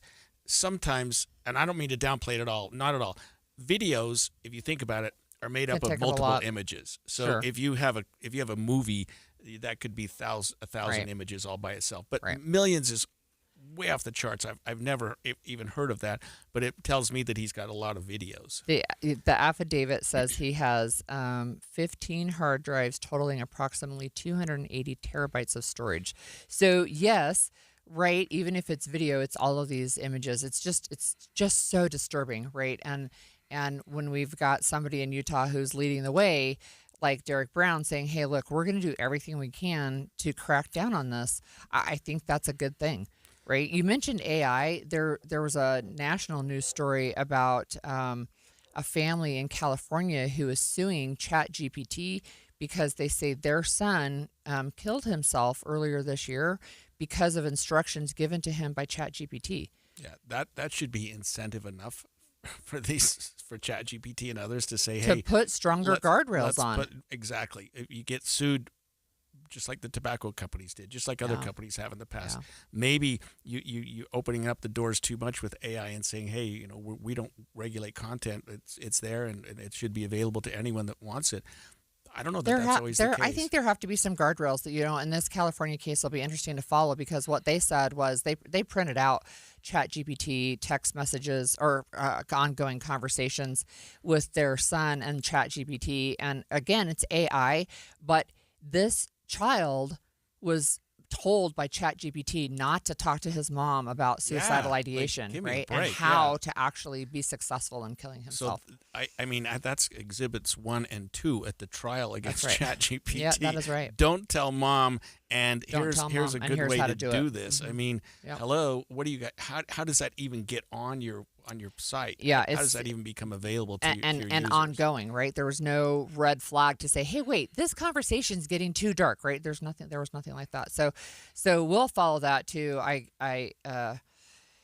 Boy, that's rough. Yeah, and regulating content, AI. But I think that we're heading in a good direction, both locally and nationally, in trying to regulate that. Yeah. We're learning that home purchases are being canceled at a record rate in areas in the U.S., according to Redfin. Is that happening here in Utah? And what do you lose out on if that happens? And what causes that to happen? And how causes that to fall through? We'll have more from the Stern team of Omada Real Estate next. And coming up next, streaming live at KSLNewsRadio.com and on the app for KSL News Radio, sponsored by At Your Service Pros. I am not a rich woman, but I feel like a rich woman every time I go in my closet. The best, hands down, present I've ever received was my husband secretly redid my closet with Closets by Design. So now when I go in there aren't all these shoes just junked on the floor. They're neatly sitting on their shelves. And my necklaces are hanging on their individual hooks, and earrings are in their little squares in this soft drawer that pulls out. It's just gorgeous. In fact, he saw how much I loved it. He had Closets by Design redo the garage. So now all the stuff, the tools, the toys, the junk is all in cabinets. When you open our garage door, you see cars. That's it. It's amazing. The things that Closets by Design can do, and it's going to save you money right now because you get up to 40% off plus an additional 15% off with 18-month financing. You can do so much with your closet, much more than you realize, with this wonderful Utah company, Closets by Design. Find out more at 1-800-BY-DESIGN or closetsbydesign.com. Emergency traffic brought to you by Mountain America. Not only is the ramp from northbound I-15 to head west I-80 to the airport shut down completely due to a jackknife semi that's still being cleaned up, you can take North Temple for that to get out to the airport if you need to. But not only that, we have flooded road conditions in much of Ogden. Washington Boulevard hit hardest between 2nd Street all the way down to 40th Street. At least 4 or 5 inches of water in many of the intersections. Wasatch Front businesses and property managers, GoPave Utah provides all asphalt repairs for your parking. For patching and paving along the Wasatch Front, contact GoPave Utah. GoPaveUtah.com. Heather Kelly in the KSL Traffic Center. It's summer, and we all know what that means. It's officially moving season, a time filled with hours of packing, unpacking, and so much bubble wrap. But the first thing you should do when moving into your new home is make sure that the Wi-Fi is booming with Xfinity. It's super quick and easy to set up. Then, boom! You'll have your new home hooked up with the ultimate Wi-Fi experience faster than the time it takes to parallel park a moving truck. Then you'll be back online with the most reliable Wi-Fi with the best-in-class equipment from Xfinity, so you can just kick back, relax, and stream your favorite movies and TV shows while somebody else deals with those boxes. Because with Xfinity, the only thing you'll have to worry about is remembering where you packed the remote. Make the right and easy move with Xfinity. Learn more at xfinity.com/move. Restrictions apply. Not available in all areas. Most reliable Wi-Fi claim based on Open Signal Awards USA Fixed Broadband Experience Report August 2024. Go to xfinity.com/move. Worried about market losses? If headlines are keeping you up at night, it's time to take control. Hi, I'm Jeff Jr. with Trajan Wealth, and I know you've worked hard to save. But in times like these, what if can turn into what now? If you're planning to retire or are in retirement, you need a strategy that helps protect your future. At Trajan Wealth, you can capture market gains, protect your account from losses, and guarantee income for life. Right now, you could receive a bonus of up to 30% or annual growth of up to 10% for retirement income. You heard me right. An upfront bonus of up to 30% or annual growth of up to 10%, all guaranteed to boost your lifetime income in retirement. Don't leave your future to chance. Plan with confidence. Call Trajan today at 801-899-7600. That's 801-899-7600. Annuity guarantees are based on the claims paying ability of the issuing insurance company, DBA, in most states, as Trajan Wealth Insurance Solutions. If you love to travel, Capital One has a rewards credit card that's perfect for you. With the Capital One Venture X card, you earn unlimited double miles on everything you buy. Plus, you get premium benefits at a collection of luxury hotels when you book on Capital One Travel. And with Venture X, you get access to over 1,000 airport lounges worldwide. Open up a world of travel possibilities with the Capital One Venture X card. What's in your wallet? Terms apply. Lounge access is subject to change. See CapitalOne.com for details. I'm Ed Evans, CEO of Consumer Cellular. We're dedicated to serving people 50 and up like me. Our needs are different. Big Wireless wants us in an unlimited plan, but if you're not using all that data, you're probably getting used. At Consumer Cellular, we're focused on affordable, reliable plans, including data that suits your needs, not ours. Our plans start at just $20, and you'll get the best customer service in the business. Call 1-888-FREEDOM or visit consumercellular.com/facts. Plans include $5 credit for auto pay and e-billing. See site for additional facts. KSL offers the best daily newsletter in the state. It's the 3 things you need to know. Every weekday, we deliver quality and relevant content to your inbox. No ads, no spam, just the 3 things you need to know to be informed about the world around you. Subscribe today. Visit KSLNewsRadio.com or text the word inbox to 57500. That's inbox to 57500. The new Inside Sources. Home sales are falling through at a record rate that we haven't seen in years, according to Redfin. Elevated prices for homes, elevated mortgage rates, and economic uncertainty are leading more and more buyers to just walk away. Yeah, and what's interesting is I am seeing this Redfin news, and Redfin really focuses on housing markets, but they say home buyers are retreating as well. So we have with us today Russell Fawcett. He's with the Stern team of Amada Real Estate, and he is going to talk to us about how that looks in Utah. When he calls. But here's what's interesting to me, right, is that when we talk about these rates dropping, it's not just people are not buying, it's that they're pulling out of contracts. Yeah, that seems odd. I mean, why jump in if you're going to pull out? San Antonio leads the nation with July cancellations of 22%. Over one out of five homes that went under contract during the month, they bailed out. Fort Lauderdale, Jacksonville, Atlanta also are at the 20%. One out of five home buyers are saying, after they've signed a contract, right? After they've entered a can't contract, do it. yeah. That's 58,000 U.S. home purchases in the month of July. And so, I mean, I haven't bought a home for a while. It's been more than 20 years, but I remember being on the market, and I would not want to put down a down payment unless I felt like I could actually buy the home, because I feel like, don't you lose that? Yeah, I don't know. That's what earnest money. That's what at I always least? thought the earnest money was. Well, let's hear from the source. We've got Russell Fawcett, owner of the Stern team of Amada Real Estate. Russell, what's going on? We're hearing that a lot of home buyers are pulling out here because of uncertainty with home prices, mortgage rates, and just the economy in general. Yeah, I think it's fairly normal anytime that, they have more choices now with inventory. And so where we have shifted and are shifting towards that buyer's market, they're just not willing to accept the homes that need the repairs that, because they are still paying a premium. Interest rates are still where they're at. And so they're just being a lot more selective. And if something comes back in the inspection of, it doesn't even have to be a major issue and sellers aren't willing to budge, that's when we're seeing more and more buyers cancel.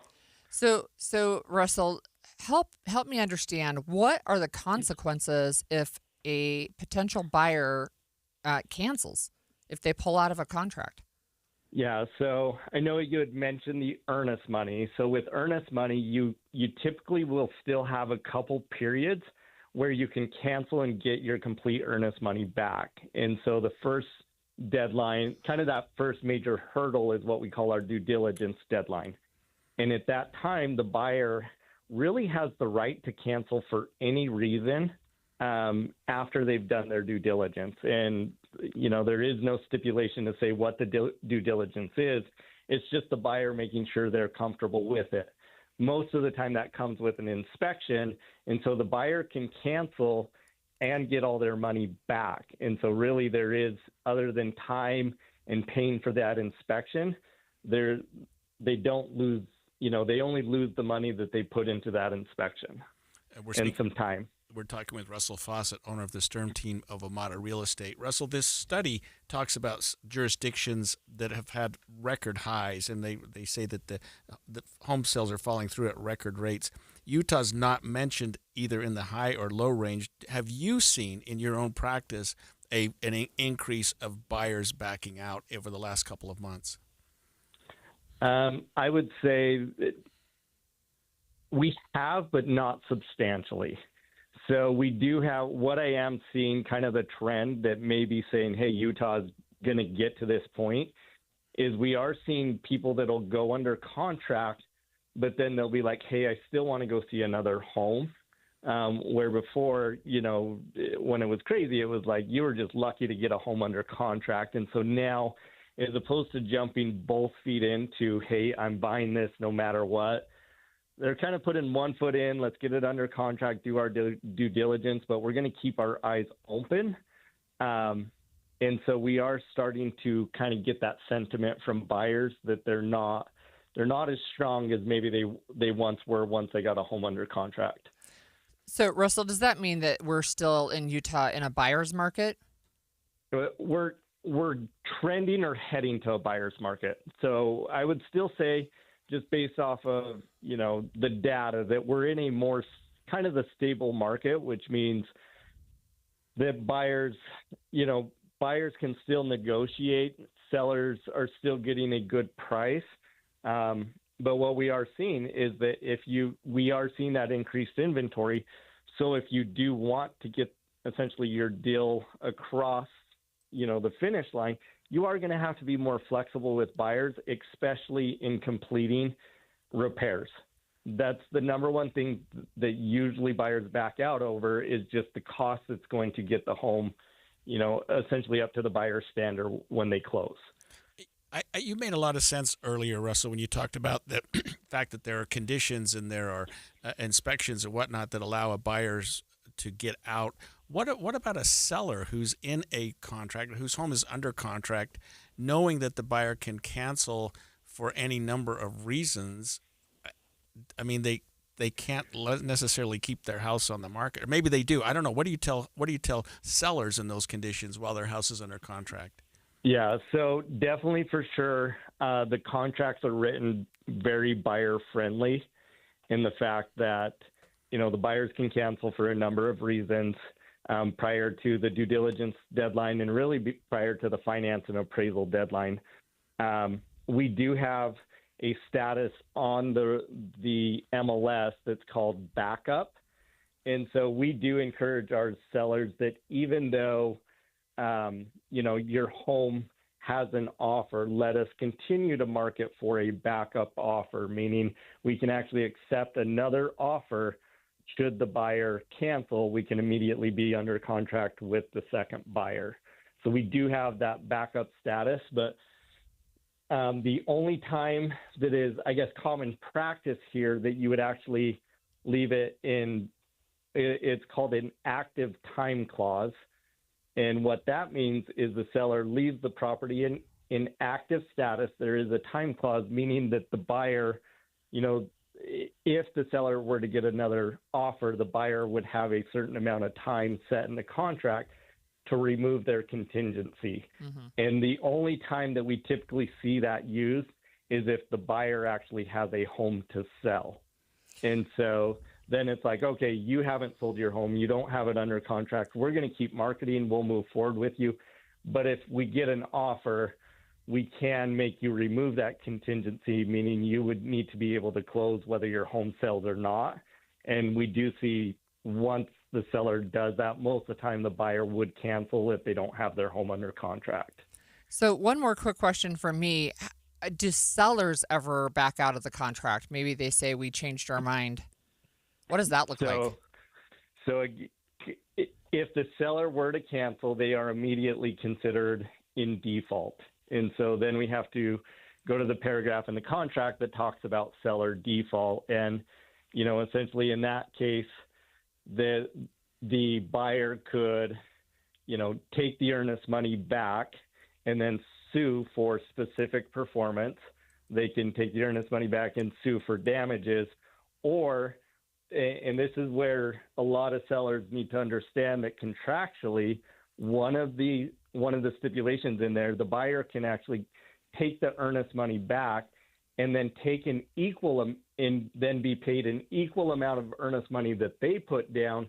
The seller is contractually obligated to pay them the same amount of earnest money without having to, go to a judge or a court. That is in the contract that the buyer could select that. And so the contracts are pretty buyer friendly, and it's very, very rare that you would see a seller cancel. Thank you. Yeah. Because of those. That's great information. We've been speaking with Russell Fawcett, the owner of Stern Team of Amada Real Estate, and you can learn your home's true value in 30 seconds by visiting thesternteam.com to find out more. Stay with us over the break.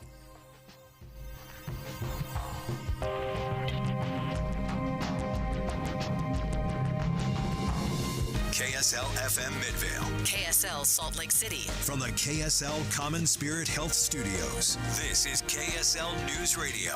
Utah's news, traffic, and weather station.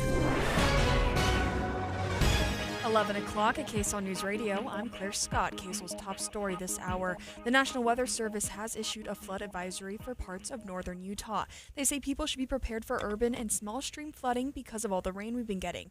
It's especially a risk for low-lying areas with poor drainage and on roadways. Already today, we're seeing flooding along Washington Boulevard in Ogden. The flood advisory is in effect until 1. Our top national story this hour from ABC News. 2 children, aged 8 and 10, were killed and 17 others injured after a suspect opened fire at a Catholic school in Minneapolis this morning. Minneapolis Police Chief Brian O'Hara says the shooter mainly fired at the church windows from outside. There were dozens of children inside the mass at the time. I don't have an exact count. The children have been relocated into the school, which is where their families are reunifying with them. Police say the shooter is dead from a self-inflicted gunshot wound. Your money at this moment, the Dow is up 82 points. The S&P is up 9 points. And coming up, scattered rain and thunder. KSL Weather's next KSL News Time, 11:01. A reminder about the simplest way to get updated for your day. Hit your KSL preset when you jump in the car, and we'll take care of the rest. Hear key news updates and traffic reports. Andy and Amanda from 5 to 9 in your car. KSL News Radio at 102.7 FM.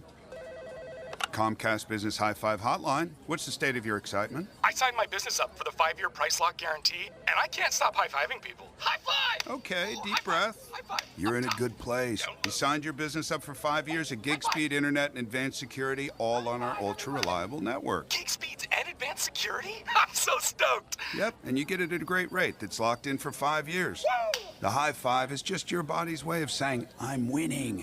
So this is natural. High-fiving everyone you see in a state of business savings enthusiasm, totally natural. Sweet! Thank you! Thank you! High five, everybody! High five! The Comcast Business 5-year price lock guarantee is back, but only for a limited time, so sign your business up today. High five! Comcast Business, powering possibilities. Ends 9/21/25 for new customers with qualifying bundle. Current customers may be eligible depending on services and area.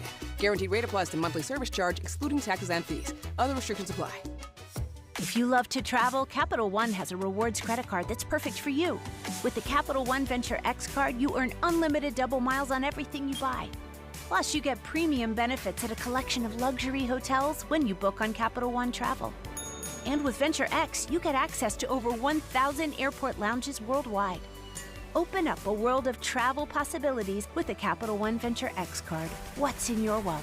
Terms apply. Lounge access is subject to change. See CapitalOne.com for details. I'm Ed Evans, CEO of Consumer Cellular. We're dedicated to serving people 50 and up like me. Our needs are different. Big Wireless wants us in an unlimited plan, but if you're not using all that data, you're probably getting used. At Consumer Cellular, we're focused on affordable, reliable plans, including data that suits your needs, not ours. Our plans start at just $20, and you'll get the best customer service in the business. Call 1-888-FREEDOM or visit consumercellular.com/facts. Plans include $5 credit for auto pay and e-billing. See site for additional facts. Higher taxes, soaring inflation, record low interest rates, and the skyrocketing cost of healthcare. The list goes on. Retiring successfully today is a lot more complicated than ever before. Learn how you can tackle the biggest challenges that you'll face in retirement today. Don't miss a special edition of Retirement Solutions Radio. It's this Saturday afternoon at 3 o'clock, right here on KSL, News Radio 1027. Traffic and weather together, brought to you by Mountain America's MyStyle checking account. Here's Heather Kelly. We finally have good news. The ramp from northbound I-15 to westbound I-80 is open. It just opened about 5 minutes ago, so anybody heading to the airport can do so using northbound I-15 or 5th South from downtown Salt Lake City. Now, we still have some very wet road conditions up in Weber County and a bit in Davis County as well. Some of our listeners have told us there's at least 4 inches of rain on some of the roads in Clearfield. We've also seen at least 4 inches in some of the intersections in Ogden around Washington Boulevard and 2nd Street and Washington Boulevard and 40th Streets. But it looks like they're getting some of those drains to work, so the water is decreasing right now in many of the areas. Do you need heating or air conditioning, plumbing, or electrical? Call At Your Service Pros at 801-YOUR-PRO. At Your Service Pros is one of the highest rated companies on both Google and Yelp. Heather Kelly in the KSL Traffic Center. Highs in the 70s today with scattered rain and thunderstorms this afternoon. We'll continue to see the rain tomorrow before the skies clear up and temperatures start to rise ahead of Labor Day weekend. Right now it is 70 and showering. I'm Claire Scott from the KSL Common Spirit House Studios. Listen online at kslnewsradio.com. We're Utah's news, traffic, and weather station. The all-new Inside Sources. Inside Sources. Your inside access to the people and policies shaping Utah's future. Here are Greg Skordas and Holly Richardson on KSL News Radio. President Trump is attempting to fire Federal Reserve Board member Lisa Cook for cause, alleging she committed mortgage fraud. She denies any wrongdoing, and in fact, she's preparing a lawsuit to keep her position. The Federal Reserve issued a statement yesterday asserting its independence. Here's ABC News White House Chief Correspondent Mary Bruce with the latest. It will now be up to a judge to determine whether Trump's allegations merit Cook's firing, likely setting up another test for the Supreme Court. Cook was appointed by former President Biden, and her term doesn't end until 2038. The Federal Reserve now reasserting its independence, stressing long tenures and removal protections for its members are a vital safeguard to protect the long-term interests of the American people.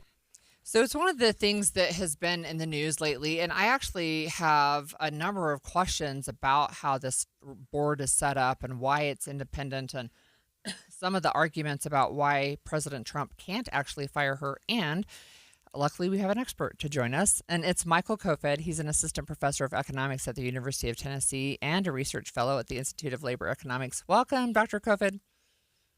Hi, Holly and Greg. Great to be on the show today. It's great to have you. So can you just help us understand how this board is put up, why they have 15-year terms, and why it's more independent than other, maybe what we consider government agencies?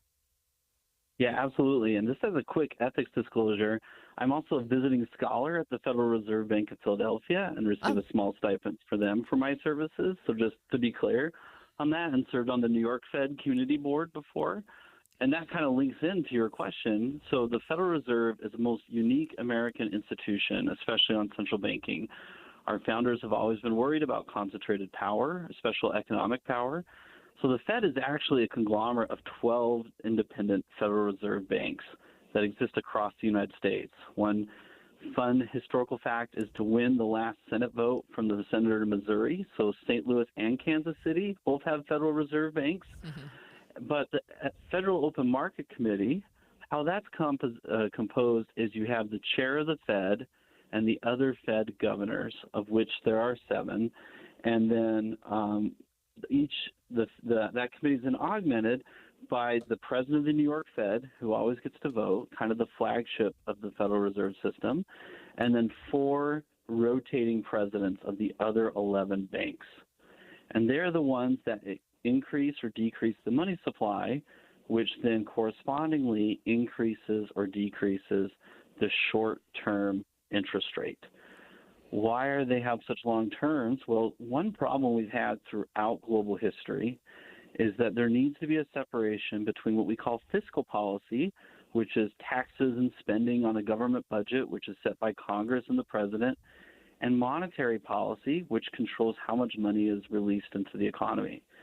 In countries that don't have this, kind of blood-brain barrier there, it's very tempting for legislators to run huge deficits, and then when the bond market refuses to fund those, order the central bank to print the money to then fund that deficit. And essentially in some of these countries like Germany with war reparations or Argentina, they kind of try to bribe their voters with large government spending and then print the money to fund it, and then you have extreme hyperinflation as a result. So, Professor Kofed, tell our listeners how, so this is a 15-year commitment or 15-year appointment, how that appointment is made, who approves it, and under what circumstances a person can be removed. Excellent. Yeah, so a lot of people say, well, the Fed is this fourth branch of government that has no accountability. That's not actually true. Each of these governors have a 14-year term, and they stagger those terms so that they expire every 2 years. So every president usually gets to pick 2. so why we don't want them, we want them to be so long and we want them to be staggered, is that way that it's not like it's a cabinet agency where one president comes to town, removes the entire Federal Reserve Board, and then puts their cronies onto the board to then mess with that monetary policy independence. If a president would come and say, I'm going to put, root beer in all the water fountains, and since the bond market won't fund that, I'm going to then order the Fed to print the money to pay for that. And that's going to cause economic damage via inflation. So we stagger these, so then the president nominates someone, and then just like any other official, that person's confirmed by the United States Senate, and then they are expected then to look at data, look at market trends, and operate politically independent from some of the debates that we might be having. So it seems to me like it is political, and we've seen President Trump remove a number of people from their positions. Why is this one different? Why are some people saying he doesn't have the authority to do that? Yeah, so what we've seen is President Trump technically hasn't removed anyone yet. They had one Fed governor unexpectedly resign within the last couple months. So that created a vacancy. So, 14 years is a long commitment. One of those people might say, I want to retire, I want to do something else. He's also put a lot of pressure on Jerome Powell, who is a governor but serving as the chair of the Fed, because he doesn't like that Jerome Powell hasn't reduced the interest rates as quick as he would like. What's different about the Lisa Cook example is we've never had a president in the middle of their term, because Governor Cook was appointed a couple of years ago, say that they're going to fire that person. Now, it says within cause, and so what's going on is they're claiming that they have some evidence of mortgage fraud. We would hope that that evidence would play out in a court of law, but they're using that as an excuse to fire this person so they could potentially get 2 nominees on the Fed board quickly outside of the normal cycle. Was there something particularly troubling about her nomination? I think the Senate actually voted 50-50, and Kamala Harris split the tie to put her on the board. And I would just assume this is one of those positions that people just sort of rubber stamp. But was there something about her particular nomination that caused some concern? Yeah, I remember these debates well. So, there was 2 kind of. One is that the Senate has become much more polarized. There's very rare that we get these kind of unanimous votes as before. Also, one of the things that they try to draw from is there's this misconception that only monetary policy is the only thing that the Fed does. It also does banking regulation. It also does research into every branch of economics. And so Dr. Cook's research was studying, for example, the effects of racial discrimination after the Civil War on patents and research. And so she is more of an economic historian than a pure monetary expert. And so there was some discussion on whether we want just a pure person who does monetary policy or someone from kind of the various flavors of the economics profession. So one last question. Time goes so quickly. She is saying she's not going to leave. Can she do that as well? Like, can she be dragged out? So this is where the law gets maybe a little bit unclear, because it says with cause. And there's some accusations that maybe the White House is grasping at straws to find any cause on any of these governors to be forced out. And so I think what the trade-off is going to be is whether or not they can actually prove with evidence that there was mortgage fraud. And 2, what does that mean for that political independence if Fed governors can be removed at whim? A Fed is very, very careful to defend that independence because of these dire consequences from when it loses it. And so it would probably not be in the Fed's best interest to have someone leave when those accusations there's been no indictments and those accusations haven't been proven. Thank you, Michael. That was Michael Kofod, Assistant Professor of Economics at the University of Tennessee and Research Fellow at the Institute of Labor and Economics. When we come back, the state is preparing for an execution via firing squad next week. This is set to take place on September 5th. We'll talk to the Department of Corrections about the steps they are preparing for this execution next. Remember, we are streaming live at KSLNewsRadio.com and on the app for KSL News Radio, sponsored by At Your Service Pros. There's a photo my wife took of me, sitting crisscross on the floor playing Legos with my boys. Might not sound like much, but back in 2020, a Couldn't get down there without pain, let alone enjoy it. After 16 weeks on soda and 82 pounds gone, that picture means everything. It's proof that I'm not just present in my kid's life, but I'm active, engaged, and I'm healthy. Soda didn't just give me a plan. It gave me a partner, a personal nutritionist who helped me every step. Through grocery store trips, family vacations, late night cravings, you name it. If you're a parent who wants to be there, not just someday, but right now, go to sodaweightloss.com. Click the Request a Nutritionist callback. That's sodaweightloss.com. SOTA stands for state of the art. sodaweightloss.com. Soda is, say it with me, state of the art. When you crash your car, you get it fixed. When your computer crashes, you get a new one. But what will you do if you've been saving in a 401k or an IRA and the market crashes? If you're in your 30s or 40s, you'll be just fine. But if you're in or near retirement, you could be in trouble. Mike Stevens and his team at Capital Wealth Advisors are here to help. They can run a risk analysis to see if you're too heavily invested in the market. Don't let the ups and downs of Wall Street control you or your retirement dreams. Call 801-210-5500 today to schedule your risk analysis with Mike Stevens and the team at Capital Wealth Advisors. That's 801-210-5500. Crashes happen. Question is, are you ready? Capital Wealth Advisors, 801-210-5500. Investing involves risk, including the potential loss of principal. Advisory services offered through Capital Wealth Advisors, LLC, a state of Utah registered investment advisor. Hi, this is Doug Wright. For years now, I've been telling you about Connecticut soft water systems that use 2/3 less salt than the others. But I've never told you exactly how they do that. Well, there are several ways, so consider this as part one in a series. Most of the softeners out there use a finicky, hard-to-adjust computer to guesstimate when to cycle, and it errs on the side of cycling too often, which means it'll burn through way too much salt way too soon. Connecticut is different.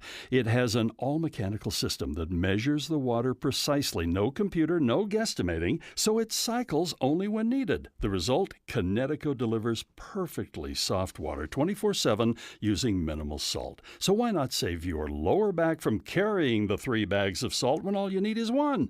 Call Northern Utah's authorized Connecticut dealer, Connecticut Quality Water Systems of Salt Lake. Call them now, 801-576-8600, or log on to softwaterutah.com and tell them Doug sent you. The IRS finally caught up with Louie. I hadn't paid my taxes in 8 years. I owe the IRS a lot of money. Louie was in deep trouble. We're going to take your house, put a lien on your bank account, garnish your pay. They don't care. They're going to take your paycheck. Louie found out about Optima Tax Relief, the leading tax resolution firm. A+ rated by the Better Business Bureau, they've resolved over $1 billion for their clients. Optima Tax, they helped me. They calmed me down. They made me feel comfortable, and I trust them. Louie has a lot to be thankful for. I don't owe the IRS anymore, and I'm able to live a comfortable life, a lot better life. It was because of Optima Tax. For tax help you can trust, call Optima now for a free consultation. Take it from Louie. If you owe the IRS, don't go it alone. Give Optima Tax a call. They can help you. Call 800-343-6460. 800-343-6460. 800-343-6460. Optima Tax Relief. Testimonial from an actual client. Some restrictions apply. For complete details, please visit OptimaTaxRelief.com. Getting help with electrical repairs is easier than you think. All you have to do is call Any Hour Services or schedule an appointment at anyhourservices.com. No one helps more homeowners than Any Hour Services. Need to replace your Social Security card? In most states, you can request one online with a My Social Security account. A My Social Security account gives you secure access to your personal earnings history and benefit status. You can also get a proof of income letter, estimate and apply for benefits, and more. Save time. Go online. Open a My Social Security account at ssa.gov/myaccount. Social Security. Securing today and tomorrow. Produced at U.S. taxpayer expense. Inside Sources. Utah death row inmate Ralph Menzies is set to be executed on September 5th. He was sentenced to death row in 1986 for the murder of Maureen Hunsaker. He has recently filed petitions for the trial court. It's been up to the Supreme Court, and he's also had a hearing before the Board of Pardons regarding his competency and his dementia that he suffered since he's been incarcerated, arguing that it is at such an extent that he shouldn't be executed, that he doesn't appreciate what's going on, and that he's got that level of dementia. He hasn't argued, Holly, that he should be released or his sentence should be commuted to parole. He's argued that he shouldn't suffer the death penalty and that he should spend the rest of his life in prison. So far, every judge and the Supreme Court and the Board of Pardons have ruled that he is competent enough to proceed with the execution, and that's scheduled for next Friday. Right. So I think, as I understand it, right, petitions to cancel the execution will probably continue up until the very last day. But in the meantime, the state needs to prepare for an execution next week. And we have on the line with us Glenn Mills. He's the Director of Communications and Government Relations for the Utah Department of Corrections. Hi, Glenn. Hi, good to be with both of you today. I have my very first question is, what does it look like for the state to prepare for an execution? Well, it's an intensive process, and it's something that we really started last year. When I first came on with the Department of Corrections in September of 2023, we weren't talking about any execution being on the table, and now we're looking at the second one in as many years. So once we first learned of the possibility of Mr. Honey and Mr. Menzies coming up for execution probably the latter part of 2023, and we have been really working to prepare for that ever since that time. So there's a lot that goes into it. It's been happening for several months, and it's something that we see as really the most consequential duty that any state department has to fulfill, and it is our intention to do so with dignity, respect, and professionalism. Glenn, you mentioned Tabaron Honey, the last person that was executed by the state. That was an execution by lethal injection, and there were some problems as it was getting toward the end there regarding the concoction, regarding the cocktail that was being used and how the state was going to acquire that. We've got a completely different set of problems with this one. And problem's probably not the right word, Glenn, but the manner of execution, firing squad, is something we haven't seen very often and haven't seen at all since the new prison has been built. Can you tell us how that is proceeding? Yeah, so the last time anyone was executed by firing squad in our state was back in 2010. So you're right, it's been 15 years. And it will be the first time at the new Utah State Correctional Facility in Salt Lake City. However, I can tell you that the dimensions of the room in Draper and the one in Salt Lake City are nearly identical. I can also tell you that we are operating on the same operation plan. And so we don't really see a lot of barriers or challenges when it comes to carrying this out based on the new location. I feel like these conversations are just so sensitive, but how do you choose who will participate in the firing squad? Sure. So we essentially recruit from local law enforcement agencies. The one requirement is that they be post-certified. So we have a pool from our local law enforcement agency partners. It could also be potentially someone internally. Obviously, state statute prohibits us from revealing identity, but I can say that team has been selected and is in place. And how many members are on the team, Glenn? So a total of 8 members. There is one that is considered the team leader, 2 alternates, and then 5 shooters. The makeup of the 5 shooters is essentially that 4 will have live rounds and 1 will have a blank. And when exactly is the execution scheduled to occur, the time and the date? So the date set by the court was September 5th. We decided that we would proceed shortly after midnight. So the exact time of when it will happen, there are some variables that will have to play out on that, but we do expect it to happen shortly after midnight.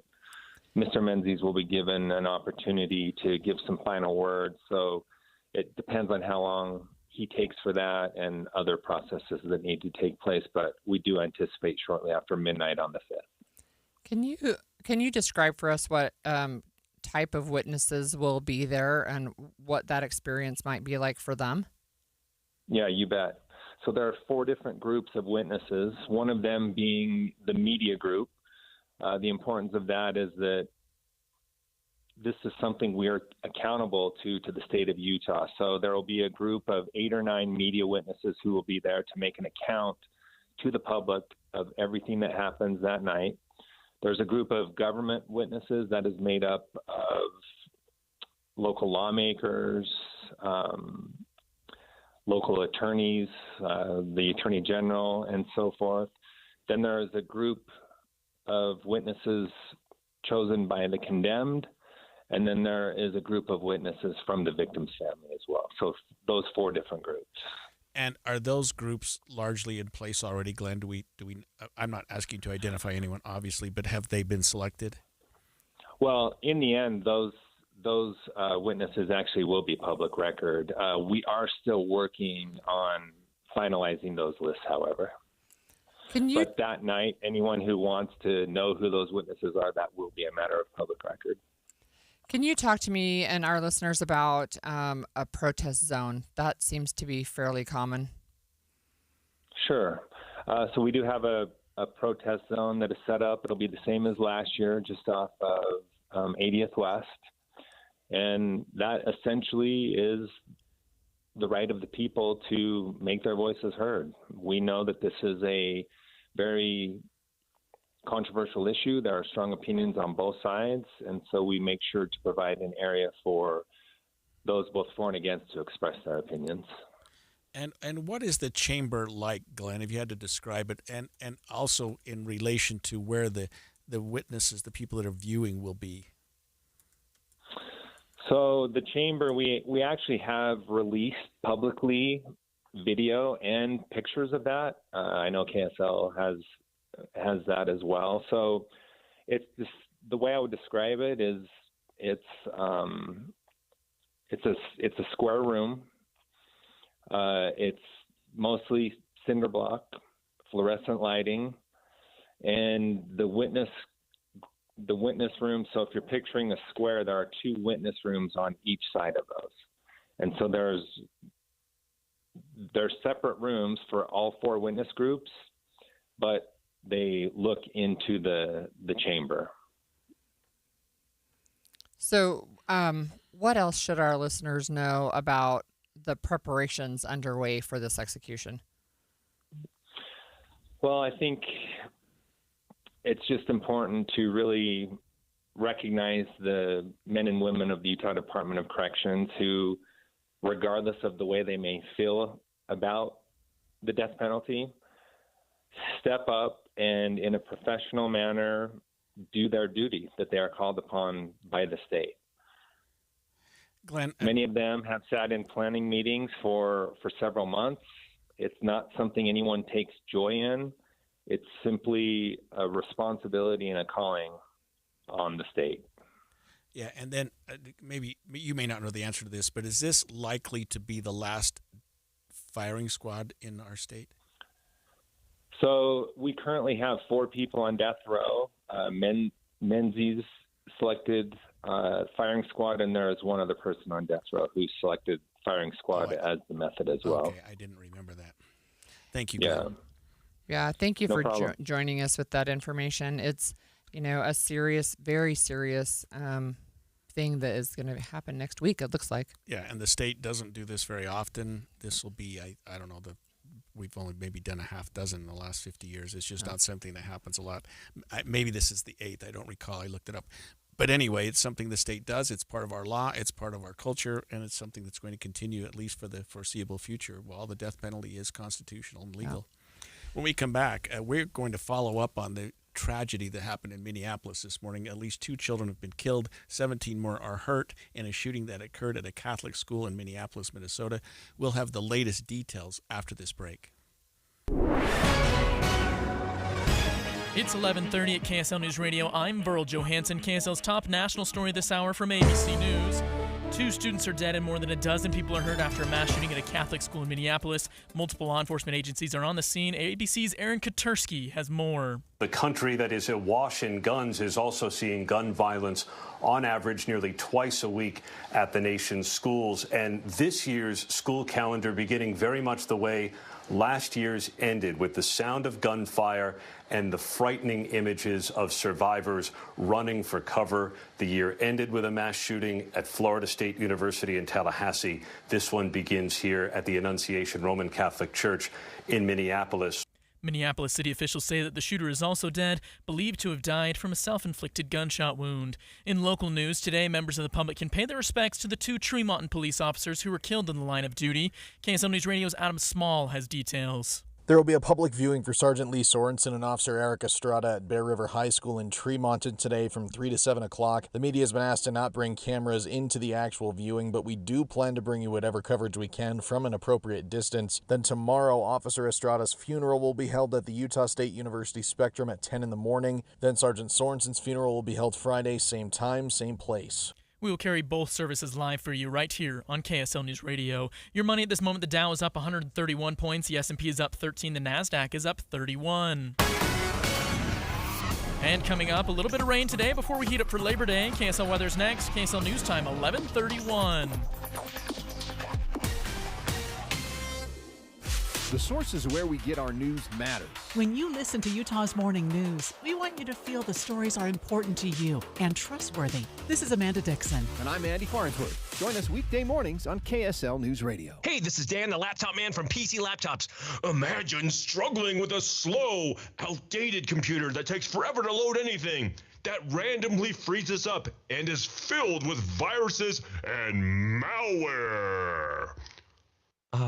Now picture yourself with a powerful desktop or laptop that runs smoothly and efficiently, making your work and entertainment seamless. Take one home today. The new 2025 S1 desktop or SM3 laptop for only $999. You heard that right, $999. You get a blazing fast processor, 16 gigs of RAM, and over a terabyte of blazing storage for $999.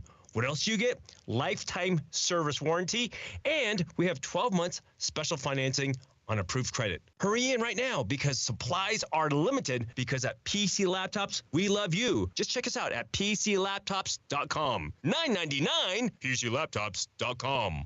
Everyone needs a checking account, so get the one with built-in benefits to complement your unique lifestyle. Mountain America's MyStyle Checking has perks no one can pass up.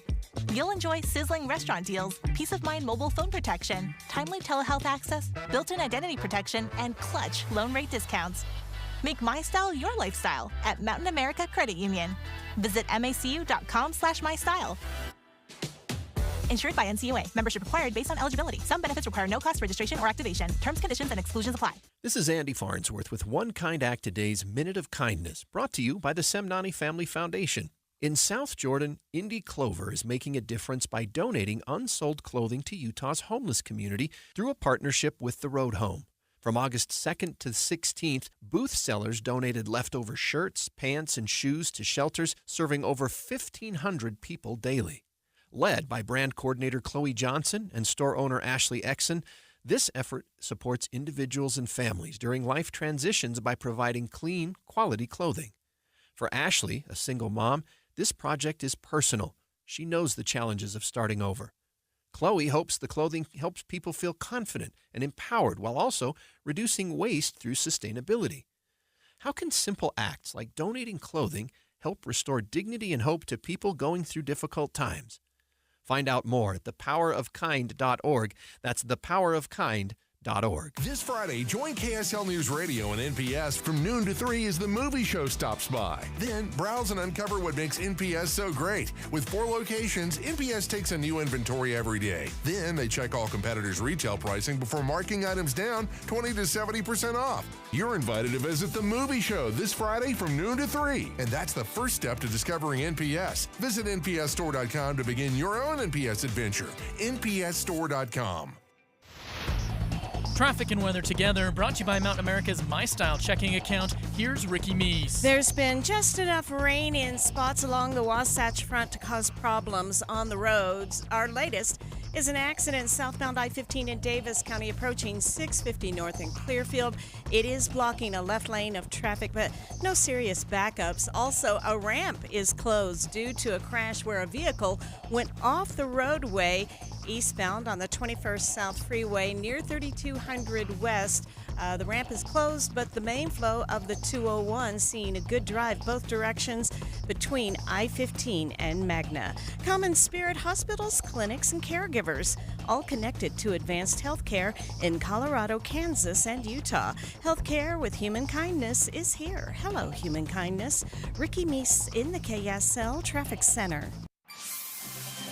Today's high just 78 degrees with scattered rain across the state. Tomorrow there's a chance for more rain in the morning before we heat up to 81 degrees. Temperatures continue to rise as we head into the weekend, reaching 90 on Labor Day. Right now, cloudy skies and 72 degrees in Salt Lake City. I'm Burl Johansson from the KSL Common Spirit Health Studios. Listen online at kslnewsradio.com. We're Utah's news, traffic, and weather station. The all-new Inside Sources. Your inside access to the people and policies shaping Utah's future. Here are Greg Skordas and Holly Richardson on KSL News Radio. 2 children, ages 8 and 10 years old, are dead after an active shooter fired at a church in Minneapolis this morning. 17 others are injured, and 14 of those are children. The shooter took his own life. There are no words that can capture the horror and the evil of this unspeakable act. That was Mayor Jacob Frey, Minneapolis Mayor Jacob Frey, at a news conference after the shooting today. You know, it was at a church, but at a Catholic school, and this is for kids that are from preschool age all the way up through 8th grade. And so we know that there are 2 children who are dead. There are at least 2 more that are in critical condition. And we have the latest details on what happened with ABC's Alex Stone. It was around 8:30 in the morning when Minneapolis police say a shooter in his 20s, dressed all in black with a rifle, shotgun, and pistol, began firing into the church windows from the outside, killing children who were sitting in the pews. The children were at a service marking the first week of school. Police Chief Brian O'Hara says the doors on that side of the building had been barricaded by the shooter using plywood. This was a deliberate act of violence against innocent children. A motive is not clear. The shooter's car is being searched for evidence. Alex Stone, ABC News. We're also hearing from medical personnel that were at the scene or that responded. Dr. Tom Wyatt is an emergency physician and chair of emergency medicine at Hennepin Healthcare. We received a total of 11 patients from this incident. 2 of them were adult patients, 9 pediatric patients. 4 of them required the operating room, and up to this point in time, there have been no fatalities related to any of those patients that were brought to our organization. So one of the things that we have learned since the top of our show is the identity of the shooter, and that's information that's being published online and from various news organizations. He was in his early 20s, and they found what they think is a manifesto on YouTube. And he has an obsession with, or had an obsession with, other serial killers, mass murderers, not serial killers, I should say mass murderers. And he even posted disturbing messages on some of the magazines that were used in the shooting. Oh, just horrible. Minneapolis Police Chief Brian O'Hara spoke more about that shooter. During the mass, a gunman approached on the outside, on the side of the building, and began firing a rifle through the church windows towards the children sitting in the pews at the mass. The coward who fired these shots ultimately took his own life in the rear of the church. I mean, it sounds to me like that police chief is pretty emotional about this. I mean, having to go investigate a scene where multiple children were shot is just awful. And to find out that he barricaded the doors so they couldn't get out. I mean, my word. He's also spoke about what they're learning from the vehicle of the gunman. There's a vehicle that we believe that the suspect used that is being searched, and we will be conducting other searches related to this. Again, it's one of the stories we've followed all morning, and it started about a little bit after 8 o'clock this morning in Minneapolis. third day of school. Children and their parents were at a mass service, just a prayer service for the first week of school. Yeah, this is one of the witnesses who attends the school. I was just at church, and I heard something like really loud, like I thought it was fireworks in the church, and then I saw the shooting, and I was like, oh my gosh, I'm so scared. And so a teacher laid me downstairs to the preschool classroom, and so I went there. That was Clarissa Garcia, who attends One of that the school. Students. Yes. Yeah. And then we have eyewitness testimony, or at least from the experience of a parent, Suzanne Garcia, who was reunited with her daughter. I just saw the kids exiting, so it's almost like a little parade of kids, and like just yelling at my daughter, saying, Clarissa, where are you? Where are you? And one of her classmates said she's here, and so I was able to find her within that line, and then they ushered us to the basement and then the auditorium. So that was Clarissa's mom, the one that we just heard from. Oh, my word. Brian League lives just a couple of blocks away from the school. Here's his account. I was eating breakfast with my daughter this morning, and we started hearing some bangs. We initially suspected it was just construction noise because there's a project going on close by us, but pretty quickly the cadence of the shots was just much too fast. You don't expect when you hear noises like that it's a gunshot. You just don't. Your mind immediately thinks it must be something else. Must be fireworks. Why are there fireworks inside the church? That's a horrible thing. That can't possibly be happening, especially at next door to a church. Yeah.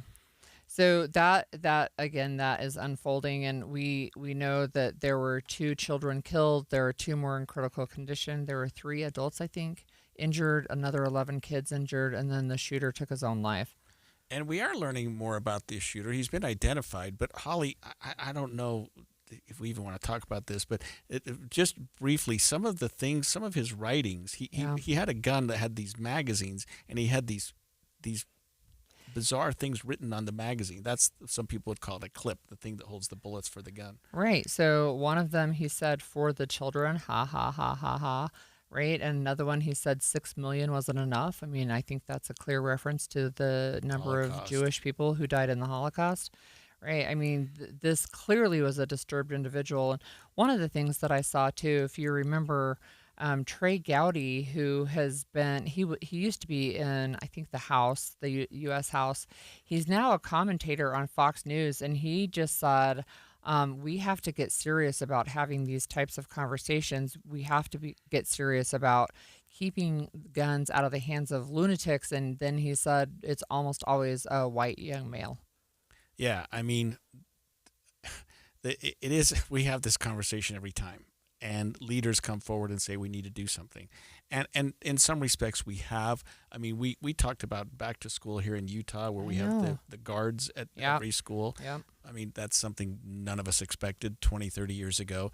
Maybe that's a step in the right direction. Some schools have metal detectors. I don't know if that's going to help anything. If somebody's coming in with a gun. And this guy was shooting from outside, right? Yeah. So they were inside, and he was shooting from outside, and he had 3 weapons with him, we learned earlier in the show, and the police believe he fired all 3 weapons. And ultimately killed himself in the ultimate act of cowardice.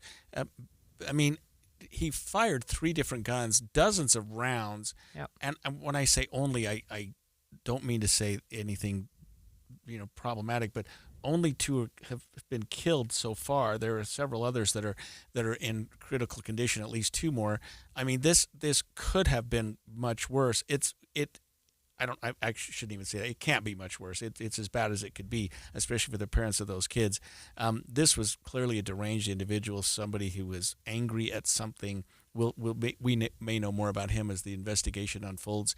But I don't know that this is one that, no matter what you had in place, except keeping the gun out of his hand in the first place, would have made a difference. Well, again, it's one of it's just one of the tragedies that unfortunately seems to be one that we live with now in the United States. Yeah, it really is. When we come back, this afternoon is a viewing for 2 of the fallen police officers from the Tremont and Garland Police Department who were killed over the weekend. We'll share the details of that when we come back. I am not a rich woman, but I feel like a rich woman every time I go in my closet. The best, hands down, present I've ever received was my husband secretly redid my closet with Closets by Design. So now when I go in there aren't all these shoes just junked on the floor. They're neatly sitting on their shelves. And my necklaces are hanging on their individual hooks, and earrings are in their little squares in this soft drawer that pulls out. It's just gorgeous. In fact, he saw how much I loved it. He had Closets by Design redo the garage. So now all the stuff, the tools, the toys, the junk is all in cabinets. When you open our garage door, you see cars. That's it. It's amazing. The things that Closets by Design can do, and it's going to save you money right now because you get up to 40% off plus an additional 15% off with 18-month financing. You can do so much with your closet, much more than you realize, with this wonderful Utah company, Closets by Design. Find out more at 1-800-BY-DESIGN or closetsbydesign.com. This is the story of the one. As a lineman, he does whatever it takes to keep the power on in his community. And he wants a partner like Grainger who does the same. Grainger offers the professional-grade products he needs, from voltage detectors to harnesses to hard hats, plus fast, dependable delivery, so he can rise to every challenge. Call 1-800-GRAINGER, click Grainger.com, or just stop by. Grainger, for the ones who get it done. This is the story of the one.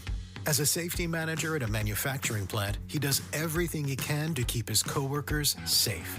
From finding ways to reduce risks to keeping safety supplies in stock. And for that, he relies on Grainger. Grainger offers a broad range of quality products and next-day delivery, so he can always play it safe. Call 1-800-GRAINGER, click Grainger.com, or just stop by. Grainger, for the ones who get it done. At Intermountain Health, we believe life is a circle. May yours surround you with insight, a healthy perspective, trust, and reassurance. The belief that our differences aren't that different, and compassion just when you need it most. Life is a circle. May yours help you live the healthiest life possible. Intermountain Health.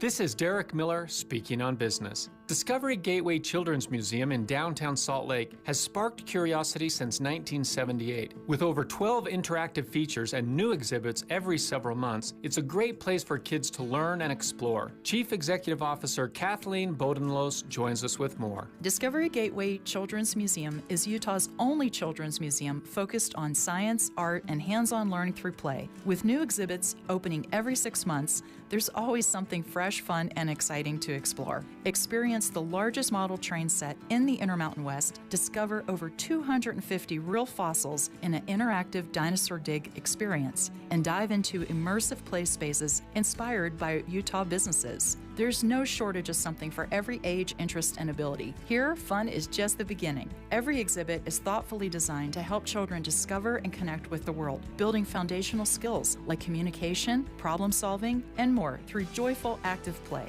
With daily art and science activities, engaging cultural events, and inclusive programs for all, Discovery Gateway is more than just a museum. It's a place where families learn, grow, and play together. See what's new at discoverygateway.org. From dinosaurs to trains, Discovery Gateway Children's Museum helps children build confidence, curiosity, and critical thinking, helping raise stronger, smarter kids for Utah's future. I'm Derek Miller with the Salt Lake Chamber, speaking on business. Over the years, you've brought them into your home. You were prescribed opioids after the C-section, when Dad injured his back, when your basketball star tore his ACL. Opioids helped with the pain, and you held on to them just in case. But did you know holding on to unused opioids puts your family at risk? Opioids are powerful pain-reducing prescription medicines, but most people who are prescribed opioids don't finish their prescriptions. So millions of unused opioids are sitting in homes across the country. And tragically, more than 100 Americans die every day from overdoses involving opioids. What can you do to protect your family? Remove the risk of unused opioids from your home. Pills, patches, or syrups in drawers, purses, and cabinets, anywhere they might be hiding. To find out how to dispose of them properly, visit www.fda.gov/drug disposal. All rolling together now. We can make it better, can we do it? We rope it up. Cause we know how to jump. Moving and eating better every day can help make you and your kids healthier. Search We Can online to find out more. A message from the Ad Council, HHS, and NIH's We Can program. And expanded Inside Sources.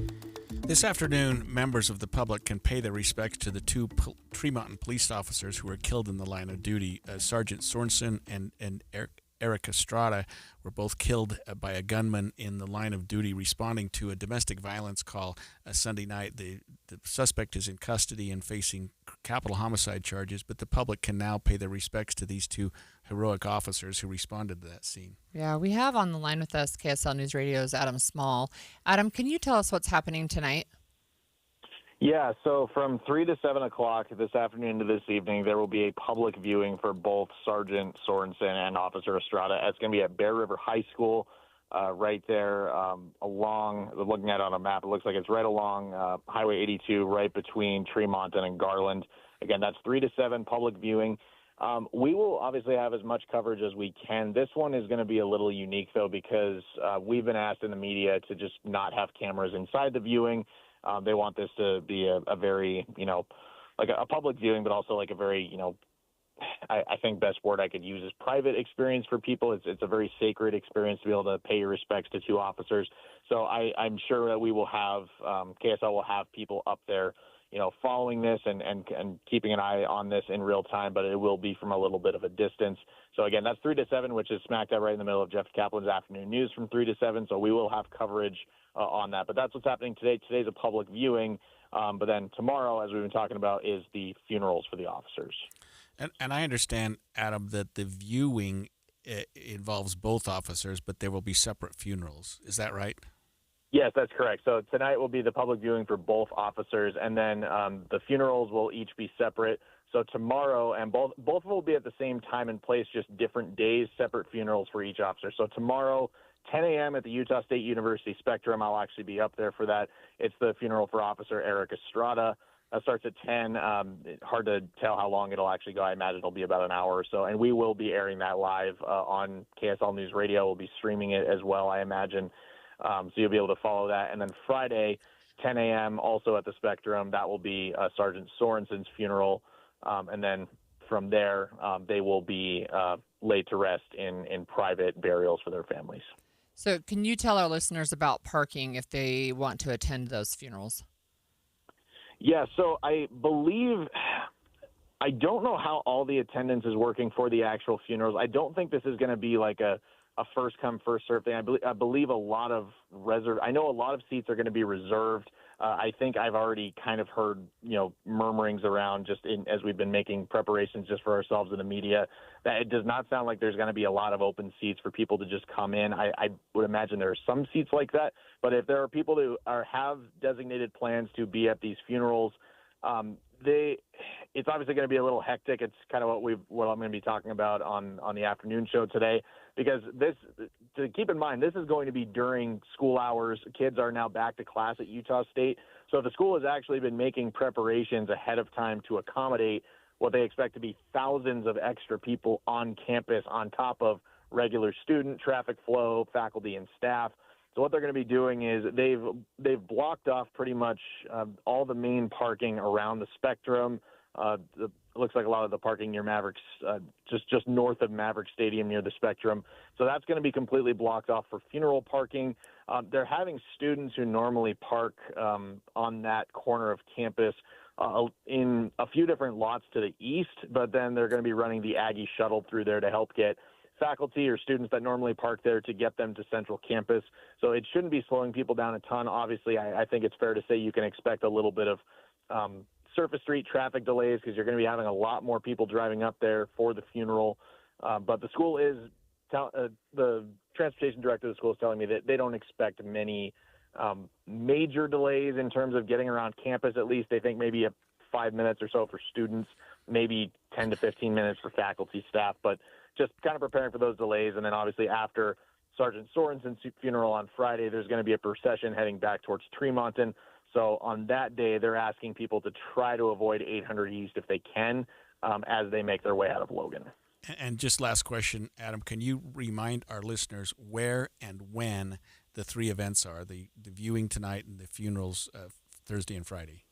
Yes, so tonight, 3 to 7, Bear River High School is a public viewing for both officers. Again, tuned into Jeff Kaplan's Afternoon News for that. So that's 3 to 7 tonight, public viewing. Officer Estrada's funeral is at Utah State University at the Spectrum tomorrow morning, 10 a.m. You can listen live or stream it live. Same time and place Friday for Sergeant Sorensen's funeral, Friday, 10 a.m., Utah State University Spectrum. Thank you. That was KSL News Radio's Adam Small, and we'll be carrying the two funerals on our show on Thursday and Friday. Yeah, it's been a brutal couple of weeks just talking about this whole situation and watching that unfold. But it has been refreshing to see the tremendous amount of love and support that the law enforcement community and the greater public has been toward these two officers and their families. I mean, considering their families are going through what could only be described as the worst thing they've ever suffered, they've got to at least appreciate that the community and so many people are behind them, and these are going to be well attended, and they're going to be well regarded events over the next couple of days. And speaking of the community, Tremont City wants people to know that their offices are closing this afternoon at 2:00. So that people can attend the viewing, and then they will remain closed all day Thursday and Friday so that their employees can attend the funerals of the two officers. Interesting. Yeah, well, so that good for them. Good for the Box Elder County community, law enforcement and otherwise, for taking care of these two heroes who died in the line of duty doing what they had to do and what they really had no choice but to respond to. Yeah. I have a couple of facts of the day, so I can do ones. Yeah. I can do ones that aren't super cheery, actually. So, if you remember John Lorenz, from the musical Hamilton, he was a good friend of Alexander Hamilton. He died on this day in 1782. He was killed in battle. He was only 27. So that was Alexander Lorenz, an American soldier, but. I have no idea who that person is. But you should go watch the musical, then you would know. Then you would know. Right. In 1883, the most powerful volcanic eruption in recorded history occurred on Krakatoa. So I've got some details about that. It was one of the deadliest and most destructive volcanic events in recorded history. It occurred about 10 o'clock in the morning. It was the loudest known sound in history. So It blew, the explosion was heard almost 2,000 miles away, and in Australia, and another 3,000 miles away near some other islands. It circled the globe more than 3 times the sound wave, and at least 36,000 deaths are attributed to that eruption and to the tsunamis that it created. And what was the year? It was 1883, I think. Let me look. Krakatoa. Yeah. I remember that. Yeah. I didn't realize. You did not remember that. Yeah, no. I remember that it had occurred. Yeah. I didn't remember the year or the day by any means. But I didn't appreciate that it was the biggest. Yeah, ever. In so many recorded ways. history. Right, in recorded history. So what happened is that it just completely blew up the mountain that it was coming out of. It ended up forming the crater, right, where the ocean ended up taking over, right? But just huge. I mean, I can't imagine the loudest recorded sound in history. Yeah, so that alone would have caused death probably. Just the bang from that, the concussion that people would have suffered who would have been within 100 or 200 miles of that would have been devastating. So 20 million tons of sulfur were released, and it caused a volcanic winter that caused the 5-year average world temperature to drop 2 degrees, right? So basically, it caused a volcanic winter where it was blocking out the sun, dropping the temperature. Winter of sulfuric clouds, right? For 5 years. Yeah, right. Yeah, so the cold was the least of their problems. Okay, so, and then we have on this day, in 1908, this is a little happier, but Lyndon B. Johnson was born. He became the 36th president of the U.S. after JFK was assassinated, so also not happy. Yeah. And finally, in 1940, Nestle registered the trademark for Toll House for the very first time. So what do you associate Toll House with? Chocolate. Yeah, that's right. But I don't know what it means. Chocolate chip cookies. So it was in preparation for marketing chocolate chip cookies. They were invented by a woman named Ruth Wakefield, who worked in Nestle test kitchens, and she created these new concoctions. This is the day they registered the trademark. The Toll House. We'll turn the time over now to Midday with Maria Shilaos. Maria has continued coverage on the shooting at the Catholic School Church and in Minneapolis that left 2 students dead. Stay with us on KSL News Radio. KSL FM Midvale. KSL Salt Lake City. From the KSL Common Spirit Health Studios, this is KSL News Radio. Utah's news, traffic, and weather station. Good afternoon. KSL News Time is 12 o'clock noon. This is Midday. I'm Maria Shilaos. KSL's top story. It is national news. 2 students are dead, another 17 injured after a mass shooting at a Catholic church and school in Minneapolis this morning. Minneapolis Police Chief Brian O'Hara said the shooter fired most, if not all, of the shots from outside the Annunciation Church. During the Mass, a gunman approached on the outside, on the side of the building. Also seeing gun violence on average nearly twice a week at the nation's schools. And this year's school calendar beginning very much the way last